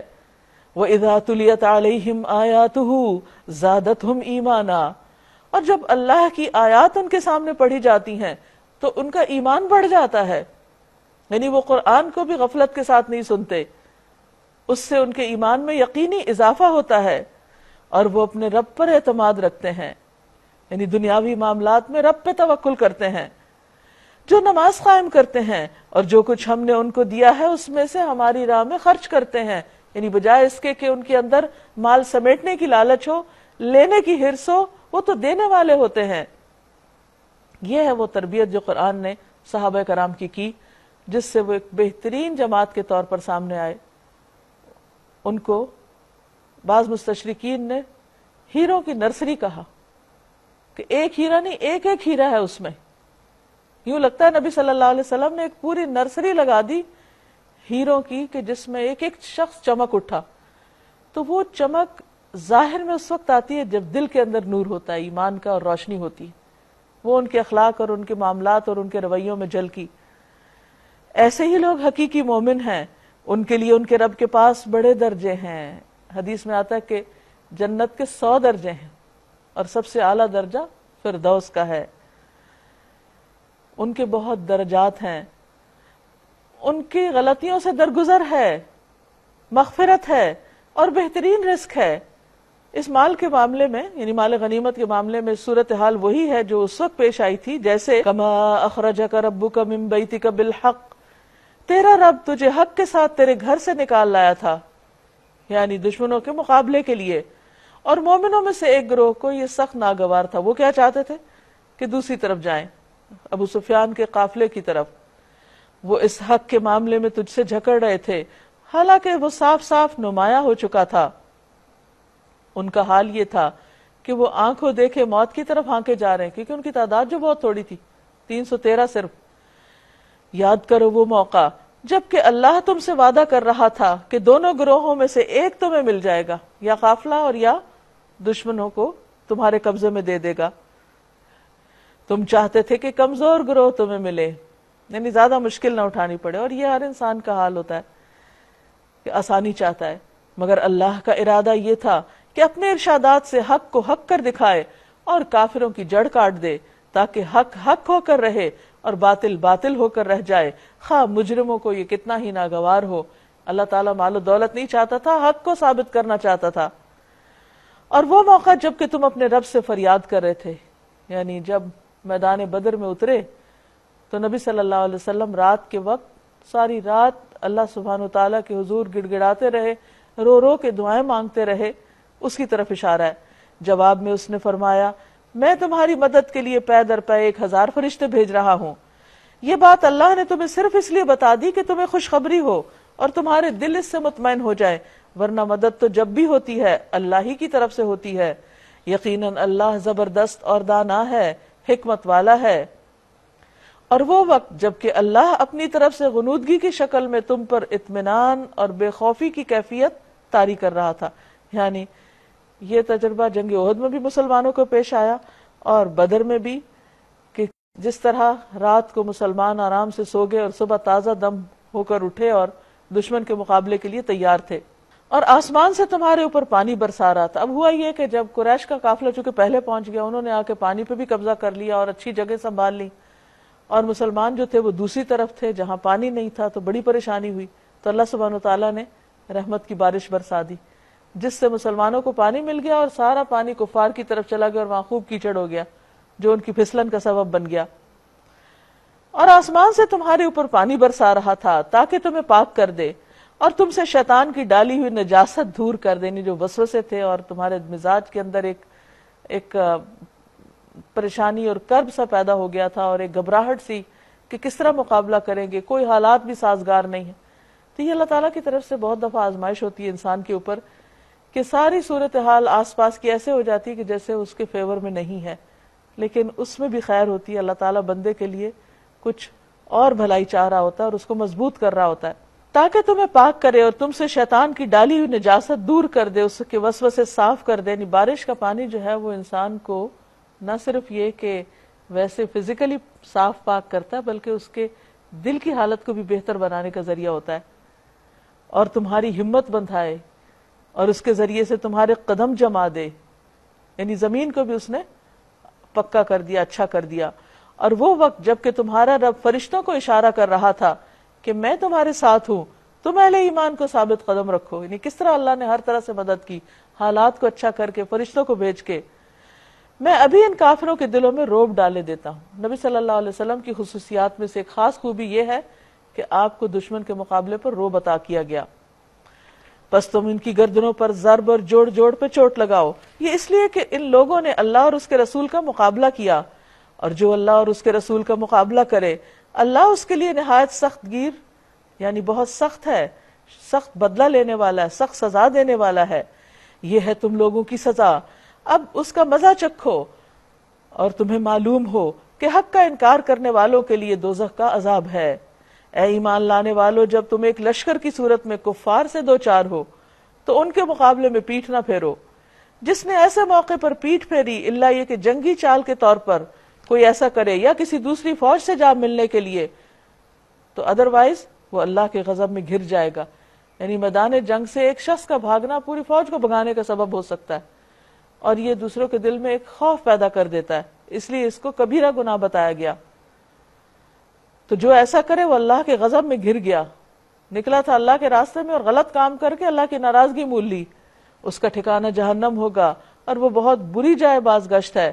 یعنی سخت قسم کی پابندی لگا دی گئی اس پر کہ کوئی شخص محاذ سے پیچھے ہٹے، کیونکہ اس سے باقی فوج بزدل ہو سکتی ہے اور جیتی ہوئی جنگ ہاری جا سکتی ہے۔ بس حقیقت یہ ہے کہ تم نے انہیں قتل نہیں کیا بلکہ اللہ نے ان کو قتل کیا۔ 70 لوگ دشمن کے مارے گئے تھے، اور تو نے نہیں پھینکا بلکہ اللہ نے پھینکا۔ ہوا یہ کہ نبی صلی اللہ علیہ وسلم جب اللہ تعالیٰ سے دعائیں مانگ کر باہر آئے تو انہوں نے ایک مٹھی ریت اٹھائی اور دشمنوں کی طرف پھینکتے ہوئے کہا شاہت الوجوہ، چہرے بگڑ جائیں۔ کہا جاتا ہے اس ریت کے ذرات جو تھے وہ دشمنوں کی آنکھوں میں جا پڑے، اور اس کی وجہ سے ان کو دیکھنا بھی محال ہو گیا، اور یعنی مزید ان کے لیے مشکل پیدا ہو گئی۔ فرمایا کہ پس حقیقت یہ ہے کہ تم نے انہیں قتل نہیں کیا بلکہ اللہ نے کیا، اور تو نے نہیں پھینکا بلکہ اللہ نے پھینکا، یعنی ریت کو۔ یہ تو اس لیے تھا کہ اللہ مومنوں کو ایک بہترین آزمائش سے کامیابی کے ساتھ گزار دے۔ یقیناً اللہ سننے والا، جاننے والا ہے۔ یہ معاملہ تو تمہارے ساتھ ہے، اور کافروں کے ساتھ معاملہ یہ ہے کہ اللہ ان کی چالوں کو کمزور کرنے والا ہے. ان سے کہہ دو اگر تم فیصلہ چاہتے تھے تو لو فیصلہ تمہارے سامنے آ گیا. کہا جاتا ہے کہ مکہ سے روانہ ہوتے وقت ابو جہل نے کعبہ کا پردہ پکڑ کے دعا کی تھی کہ اللہ دونوں گروہوں میں سے جو بہتر ہے اس کو فتح عطا کر اور جو حق پر ہو اس کو کامیاب کر دے. تو اللہ تعالیٰ نے ان کی دعا قبول کر لی اور مسلمان جو حق پر تھے وہ ان کے مقابلے میں کامیاب ہو گئے اور فیصلہ کر کے بتا دیا کہ دونوں میں سے کون سا گروہ اچھا ہے. اب باز آ جاؤ، یعنی اب بھی رک جاؤ اسلام کی مخالفت اور دشمنی سے تو تمہارے ہی حق میں بہتر ہے، ورنہ پھر پلٹ کر اسی حماقت کا اعادہ کرو گے تو ہم بھی اسی سزا کا اعادہ کریں گے. جیسے جنگ بدر میں 70 مارے گئے اور 70 قید ہو گئے اور بہت سا مال غنیمت بھی مسلمانوں کو ملا، تو کہا کہ اگر تم آئندہ بھی اس طرح دشمنی کرو گے تو یہی حال ہوگا، اور اگر توبہ کرو گے تو اللہ کی رحمت تم پر بھی آ جائے گی اور تمہاری جمعیت خواہ وہ کتنی ہی زیادہ ہو تمہارے کچھ کام نہ آ سکے گی. اللہ مومنوں کے ساتھ ہے. اے ایمان لانے والو اللہ اور اس کے رسول کی اطاعت کرو اور حکم سننے کے بعد اس سے سرتابی نہ کرو، اس سے پھر نہ جاؤ. یہ ہم سب کے لیے حکم ہے کہ اللہ رسول کی بات مانو اور اس سے انکار مت کرو، اور ان لوگوں کی طرح نہ ہو جاؤ جنہوں نے کہا کہ ہم نے سنا حالانکہ وہ سنتے نہیں ہیں. یعنی احکامات کو توجہ سے سنو. یقیناً خدا کے نزدیک بدترین قسم کے جانور وہ بہرے گنگے لوگ ہیں جو عقل سے کام نہیں لیتے. یعنی گنگے سے مراد یہاں حق نہیں سنتے، حق کو نہیں بولتے. اگر اللہ کو معلوم ہوتا کہ ان میں کچھ بھلائی ہے تو وہ ضرور انہیں سننے کی توفیق دیتا، لیکن بھلائی کے بغیر اگر وہ ان کو سنواتا تو بے رخی کے ساتھ منہ پھیر جاتے، اور اللہ کو ایسے لوگ پسند نہیں جو بے دھیانی بے رخی کے ساتھ اس کے کلام کو سنیں. اے ایمان لانے والو اللہ اور اس کے رسول کی پکار پر لبیک کہو جب کہ رسول تمہیں اس چیز کی طرف بلائے جو تمہیں زندگی بخشنے والی ہے، اور جان رکھو کہ اللہ آدمی اور اس کے دل کے درمیان حائل ہے. یعنی انسان کی کوئی سوچ، اس کا خیال اس کے دماغ تک نہیں جاتا کہ اللہ کو پہلے ہی پتا ہے کہ انسان کے دل میں خیالات اٹھ کیا رہے ہیں، اور اسی کی طرف تم سمیٹے جاؤ گے. یعنی انسان کو اگر یہ یقین ہو جائے کہ اللہ دلوں کے حال جانتا تو پھر وہ اپنی ساری منافقت کو ختم کر کے اپنے اندر اخلاص اور تقوی جیسی چیزیں لے آئے. اور بچو اس فتنے سے جس کی شامت مخصوص طور پر صرف انہی لوگوں تک محدود نہ رہے گی جنہوں نے تم میں سے گناہ کیا ہو. یعنی اجتماعی فتنے جو ہوتے ہیں وہ ساری قوم کو ڈبو دیتے ہیں. رسول اللہ صلی اللہ علیہ وسلم نے فرمایا جو لوگ ظالم کو دیکھیں اور اس کے ہاتھ کو نہ روکیں تو قریب ہے کہ اللہ تعالیٰ ان سب کو عذاب میں مبتلا کر ڈالے گا. یعنی وہ ظلم پھر صرف چند لوگوں تک نہیں رہے گا، اس کا دائرہ پھیلتے پھیلتے ہر شخص کسی نہ کسی طرح اس کی لپیٹ میں آ جائے گا. اور جان رکھو کہ اللہ سخت سزا دینے والا ہے. یاد کرو وہ وقت جب کہ تم تھوڑے تھے، زمین میں تم کو بے زور سمجھا جاتا تھا، تم ڈرتے رہتے تھے کہ کہیں لوگ تم کو مٹا نہ دیں. پھر اللہ نے تم کو جائے پناہ مہیا کی، یعنی مدینہ جیسی جگہ دی، اپنی مدد سے تمہارے ہاتھ مضبوط کیے اور تمہیں اچھا رزق پہنچایا. شاید کہ تم شکر گزار بنو. اے ایمان لانے والو جانتے بوجھتے اللہ اور رسول کے ساتھ خیانت مت کرو اور اپنی امانتوں میں غداری کے مرتکب نہ ہو. یعنی تمام ذمہ داریاں جو ٹرسٹ کر کے کسی کے سپرد کی جاتی ہیں، خواہ کوئی عہدہ ہو، چھوٹا کام ہو یا بڑا ہو، تو لوگوں کو اس کو صحیح طور پر انجام دینا چاہیے. اپنے ذاتی کاموں سے بھی بڑھ کر ان کاموں کا خیال کرنا چاہیے جو اللہ کے دین سے متعلق ہوتے ہیں. وَاعْلَمُوا اور جان رکھو انما اموالکم و اولادکم فتنہ کہ تمہارے مال اور اولاد تو فتنہ ہیں، کیونکہ انہی کی وجہ سے انسان ذمہ داریوں کو صحیح طور پر نہیں نبھاتا جو اللہ کی طرف سے اس پر عائد ہوتی ہیں. وَأَنَّ اللَّهَ عِنْدَهُ أَجْرٌ عَظِيمٌ اور اللہ کے پاس اجر عظیم ہے. یا ایھا الذین آمنوا اے لوگو جو ایمان لائے ہو، ان تتقوا اللہ یجعل لکم فرقانا اگر تم اللہ کا تقوی اختیار کرو گے، اللہ سے ڈرو گے، تو وہ تمہارے اندر ایک فرقان پیدا کر دے گا، حق کو باطل کو الگ الگ کرنے اور ان کو سمجھنے کی صلاحیت بخش دے گا، اور تمہاری برائیوں کو تم سے دور کر دے گا اور تمہارے قصور معاف کرے گا. اللہ بڑا فضل فرمانے والا ہے. تو یہ تقوی کے فائدے ہیں اللہ سے ڈرنے کے، کیونکہ جب انسان ڈرتا ہے تو محتاط ہوتا ہے، اور پھر اللہ تعالیٰ اس کے دل پر حکمت جاری کر دیتا ہے اور اس کو اچھے برے کو خوب سمجھا دیتا ہے. وہ وقت بھی یاد کرو جب منکرین حق تیرے خلاف تدبیریں سوچ رہے تھے کہ تجھے قید کر دیں یا قتل کر ڈالیں یا جلاوطن کر دیں، یعنی ہجرت سے پہلے. وہ اپنی چالیں چل رہے تھے اور اللہ اپنی چال چل رہا تھا. اور اللہ سب سے بہتر چال چلنے والا ہے. جب ان کو ہماری آیات سنائی جاتی تھیں تو کہتے تھے کہ ہاں ہم نے سن لیا، ہم چاہیں تو ہم بھی ایسی باتیں بنا سکتے ہیں. یہ تو وہی پرانی کہانیاں ہیں جو پہلے سے لوگ کہتے آئے ہیں.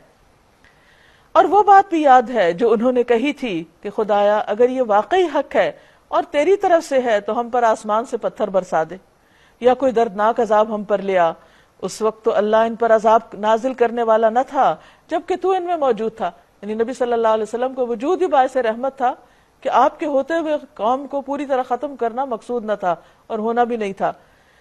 اور نہ ہی اللہ کا قاعدہ ہے کہ لوگ استغفار کر رہے ہیں اور وہ ان کو عذاب دے دے. تو استغفار جو ہے وہ انسان کو بہت سی بلاؤں، مصیبتوں اور تکلیفوں سے محفوظ رکھتا ہے، کیونکہ انسان ہے خطا کا پتلا. عام طور پہ ہم غلطی کر کے بھی نہیں سمجھتے کہ ہم غلطی کر رہے ہیں. تو جب انسان غلطی پہ غلطی کرتا ہے تو پھر پکڑ آتی ہے. تو ایسے موقع پر انسان کو کیا کرنا چاہیے؟ توبہ استغفار، واقعی اللہ سے معافی مانگ کے ان ساری حرکتوں کو چھوڑ دے جو اس کے لیے مصیبت کا باعث بنتی. تو اللہ تعالیٰ کا قاعدہ کیا ہے کہ اگر پروفٹ کسی قوم کے اندر موجود ہو تو اس کو بھی عذاب نہیں دے گا، اور جو قوم استغفار کرے جیسے قوم یونس تو ان کو بھی عذاب نہیں دے گا. لیکن اب کیوں نہ وہ ان پر عذاب نازل کرے جبکہ وہ مسجد حرام کا راستہ روک رہے ہیں، حالانکہ وہ اس مسجد کے جائز متولی نہیں ہیں. اس کے جائز متولی تو صرف اہل تقوی ہی ہو سکتے ہیں، مگر اکثر لوگ اس بات کو جانتے نہیں. بیت اللہ کے پاس ان لوگوں کی نماز کیا ہوتی ہے؟ بس سیٹیاں بجاتے اور تالیاں پیٹتے ہیں. پس لو اس عذاب کا مزہ چکھو اپنے اس انکار حق کی پاداش میں جو تم کرتے رہے ہو. جن لوگوں نے حق کو ماننے سے انکار کیا وہ اپنے مال خدا کے راستے میں روکنے کے لیے صرف کر رہے ہیں. یعنی مسلمان دین کی ترقی میں خرچ کرتے ہیں اور دوسرے لوگ دین کو روکنے میں، اور ابھی وہ اور خرچ کریں گے، مگر آخر کار یہی کوششیں ان کے لیے پچھتاوے کا سبب بنے گی. پھر وہ مغلوب ہوں گے، پھر یہ کافر جہنم کی طرف گھیر لائے جائیں گے تاکہ اللہ گندگی کو پاکیزگی سے چھانٹ کر الگ کر دے اور ہر قسم کی گندگی کو ملا کر اکٹھا کرے، پھر اس پلندے کو جہنم میں جھونک دے. یہی لوگ دراصل دیوالیے ہیں، یعنی سب سے زیادہ نقصان اور خسارے میں کہ ان کی ساری محنت، قابلیت، پوری زندگی کا سرمایہ سب کچھ ڈوب گیا. اے نبی صلی اللہ علیہ وسلم ان کافروں سے کہیے اگر اب بھی باز آ جائیں تو جو کچھ پہلے ہو چکا اس سے درگزر کر لیا جائے گا، لیکن اگر یہ اسی پچھلی روش کا اعادہ کریں گے تو گزشتہ قوموں کے ساتھ جو کچھ ہو چکا وہ سب کو معلوم ہے. اے ایمان لانے والو ان سے جنگ کرو حتیٰ کہ فتنہ باقی نہ رہے اور دین پورا کا پورا اللہ کے لیے ہو جائے. یہاں مومن کے یا اہل ایمان کے جنگ کا مقصد بتایا جا رہا ہے. پھر اگر وہ فتنہ سے رک جائیں تو ان کے اعمال کا دیکھنے والا اللہ ہے، اور اگر وہ نہ مانے تو جان رکھو کہ ان اللہ مولاکم، بے شک اللہ تمہارا مولا ہے. نعم المولا و نعم النصیر، بہترین مولا، بہترین مددگار. اور یہاں پر اس پارے کا اختتام ہوتا ہے وآخر دعوانا ان الحمد للہ رب العالمین. اب اس کے بارے میں اگر آپ مزید اپنے خیالات کا اظہار کرنا چاہیں تو موسٹ ویلکم. استاذہ اس میں جو ہم نے دیکھا ہے کہ جو قوموں میں جتنا زیادہ تکبر اور وعدہ خلافی اور ساری برائیاں ان میں تھیں بہت زیادہ، اور وہ کچھ بھی اپنے پیغمبروں کی کسی کی بات کو نہیں مانا کرتے تھے، اور پھر مسلسل ان پر عذاب اللہ تعالیٰ دکھاتے رہے. اور پھر اس کے بعد یہ بتایا جا رہا ہے کہ کتنا ان کو صبر کے لیے بھی کہا جا رہا ہے. پھر امر بالمعروف نہیں عن المنکر کے بارے میں بتایا کہ جن لوگوں نے کیا تو ان کو اللہ تعالیٰ نے بچایا، اور جو دوسرے تھے ان کے پر عذاب آیا. تو پھر بھی قوموں نے بات کو نہیں سمجھا، اور ابھی تک بھی ہمارا حال یہی ہے کہ نہیں بات کو مان رہے ہیں اور اللہ کی کتاب کو کیونکہ پڑھ ہی نہیں رہے ہیں. تو جب پڑھیں گے نہیں تو کیسے سمجھیں گے؟ تو حل تو یہی ہے کہ لوگوں کے اندر زیادہ سے زیادہ آگہی ہو، روشنی ہو، تاکہ وہ اچھے برے کا فرق جانے. علیکم. وعلیکم. سورہ انفال میں آیت نمبر 2 میں بھی اور سورہ انفال میں کافی دفعہ ذکر آیا ہے اللہ سے ڈریں، تقوی. ہمارے معاشرے میں اور ہمارے آپس کے معاملات اسی لیے اتنے خراب ہیں کہ ہم اللہ سے ڈرتے نہیں ہیں. جب تک ہم اللہ سے ڈریں گے نہیں تو ہمارے آپس کے معاملات ٹھیک نہیں ہوں گے. تو ہمیں اپنے آپس کے معاملات ٹھیک کرنے کے لیے اللہ سے ڈرنا بہت ضروری ہے. بالکل، کیونکہ ڈر ایسی چیز ہوتی ہے جو انسان کے اندر کنٹرول اور سیلف ڈسپلن لاتا ہے. حضرت موسیٰ کے بارے میں بہت مجھے اچھا لگا سن کے کہ انہوں نے کس طرح سے اپنی قوم کو جس وقت اتنی مشکل تھی فرعون کے دربار میں اور ہر ایسے موقع پہ خود بھی اتنی ہمت اور اتنے صبر کا مظاہرہ کیا، اور اپنی قوم کو، سارے لوگوں کو، جب وہ چاہتے بھی تھے، ان میں ایمان بھی تھا، مضبوطی بھی تھی، لیکن لڑکھڑا رہے تھے، تو انہوں نے اتنی اچھی طرح انہیں سنبھالا، اور بار بار یہی اللہ ہی کی طرف ایک اچھے رجوع لیڈر کی کرنا۔ پہچان ہوتی ہے۔ جی بالکل، الحمدللہ۔ جیسے کہ آج کے لیسن میں ہم دیکھتے ہیں کہ قوم شعیب علیہ السلام اور حضرت موسیٰ علیہ السلام کی جو قوم ہے، ان کے اسپیشلی جو سردار ہیں، جو معاشرے کا خوشحال طبقہ ہے، وہ چینج کو قبول نہیں کرتا۔ ان کی جو تجارت تھی اس میں ان کو کہا جاتا تھا کہ آپ حلال اور طیب کماؤ، تو وہ نہیں کرتے تھے۔ تو اس سے یہ پتہ چلتا ہے کہ ہمارے بھی جو لیڈرز ہیں تو وہ جس طرف وہ چاہیں وہ ہمیں لے جائیں۔ تو یہ کہ ہم ترقی پسند تو ہیں لیکن ترقی چاہتے نہیں ہیں۔ آج کے لیسن کے حوالے سے جو بات مجھے بہت زیادہ اچھی لگی وہ معرفت کی ہے، کہ ہم نے موسیٰ علیہ السلام کا جو پورا واقعہ پڑھا تو اس میں جادوگروں کا جو سجدہ کرنا تھا اور بے ساختگی کے ساتھ سجدہ کرنا تھا، وہ معرفت الہی تھی، کیونکہ وہ جادو کے اس علم کو جانتے تھے، اور پھر جب انہوں نے موسیٰ علیہ السلام نے جو معجزہ انہیں دکھایا تو اس سے وہ پوری ان کی شرح صدر ہو گیا اور وہ فوراً سے سجدے میں گر گئے۔ اور پھر سورۃ الاعراف کے آخر میں بھی ہم یہ دیکھتے ہیں کہ فرشتے بھی تکبر نہیں کرتے اور اللہ تعالیٰ کی پاکی بیان کرتے ہیں، کیونکہ وہ اللہ تعالیٰ کو پہچانتے ہیں۔ تو ضرورت یہ ہے کہ ہم اللہ تعالیٰ کی معرفت حاصل کریں۔ ایک چیز جو بہت زیادہ متاثر کیا جس بات نے مجھے، وہ یہ کہ ہم عبادت تو بہت کر لیتے ہیں، نوافل بھی پڑھ لیں گے، روزے بھی رکھ لیں گے، لیکن یہاں صبر کی جو تلقین کی گئی ہے ہم اسی چیز کو بھول جاتے ہیں۔ حالانکہ میرے خیال میں تمام عبادات کا جز یہ صبر ہی ہے۔ جب تک آپ صبر نہیں پوری طرح سے کر پائیں گے، نہ آپ زندگی کے معاملات صحیح کر سکتے ہیں، نہ عبادات پوری طرح کر سکتے ہیں۔ ناظرین، اس کے ساتھ ہی ہمارے آج کے پروگرام کا وقت ختم ہوتا ہے۔ آپ سے اجازت چاہتے ہیں۔ اللہ تعالیٰ سے دعا ہے کہ ہم نے جو کچھ سنا ہے، سمجھا ہے، ہمیں اس پر عمل کی توفیق عطا فرمائے۔ وآخر دعوانا ان الحمد للہ رب العالمین۔ السلام علیکم ورحمۃ اللہ وبرکاتہ۔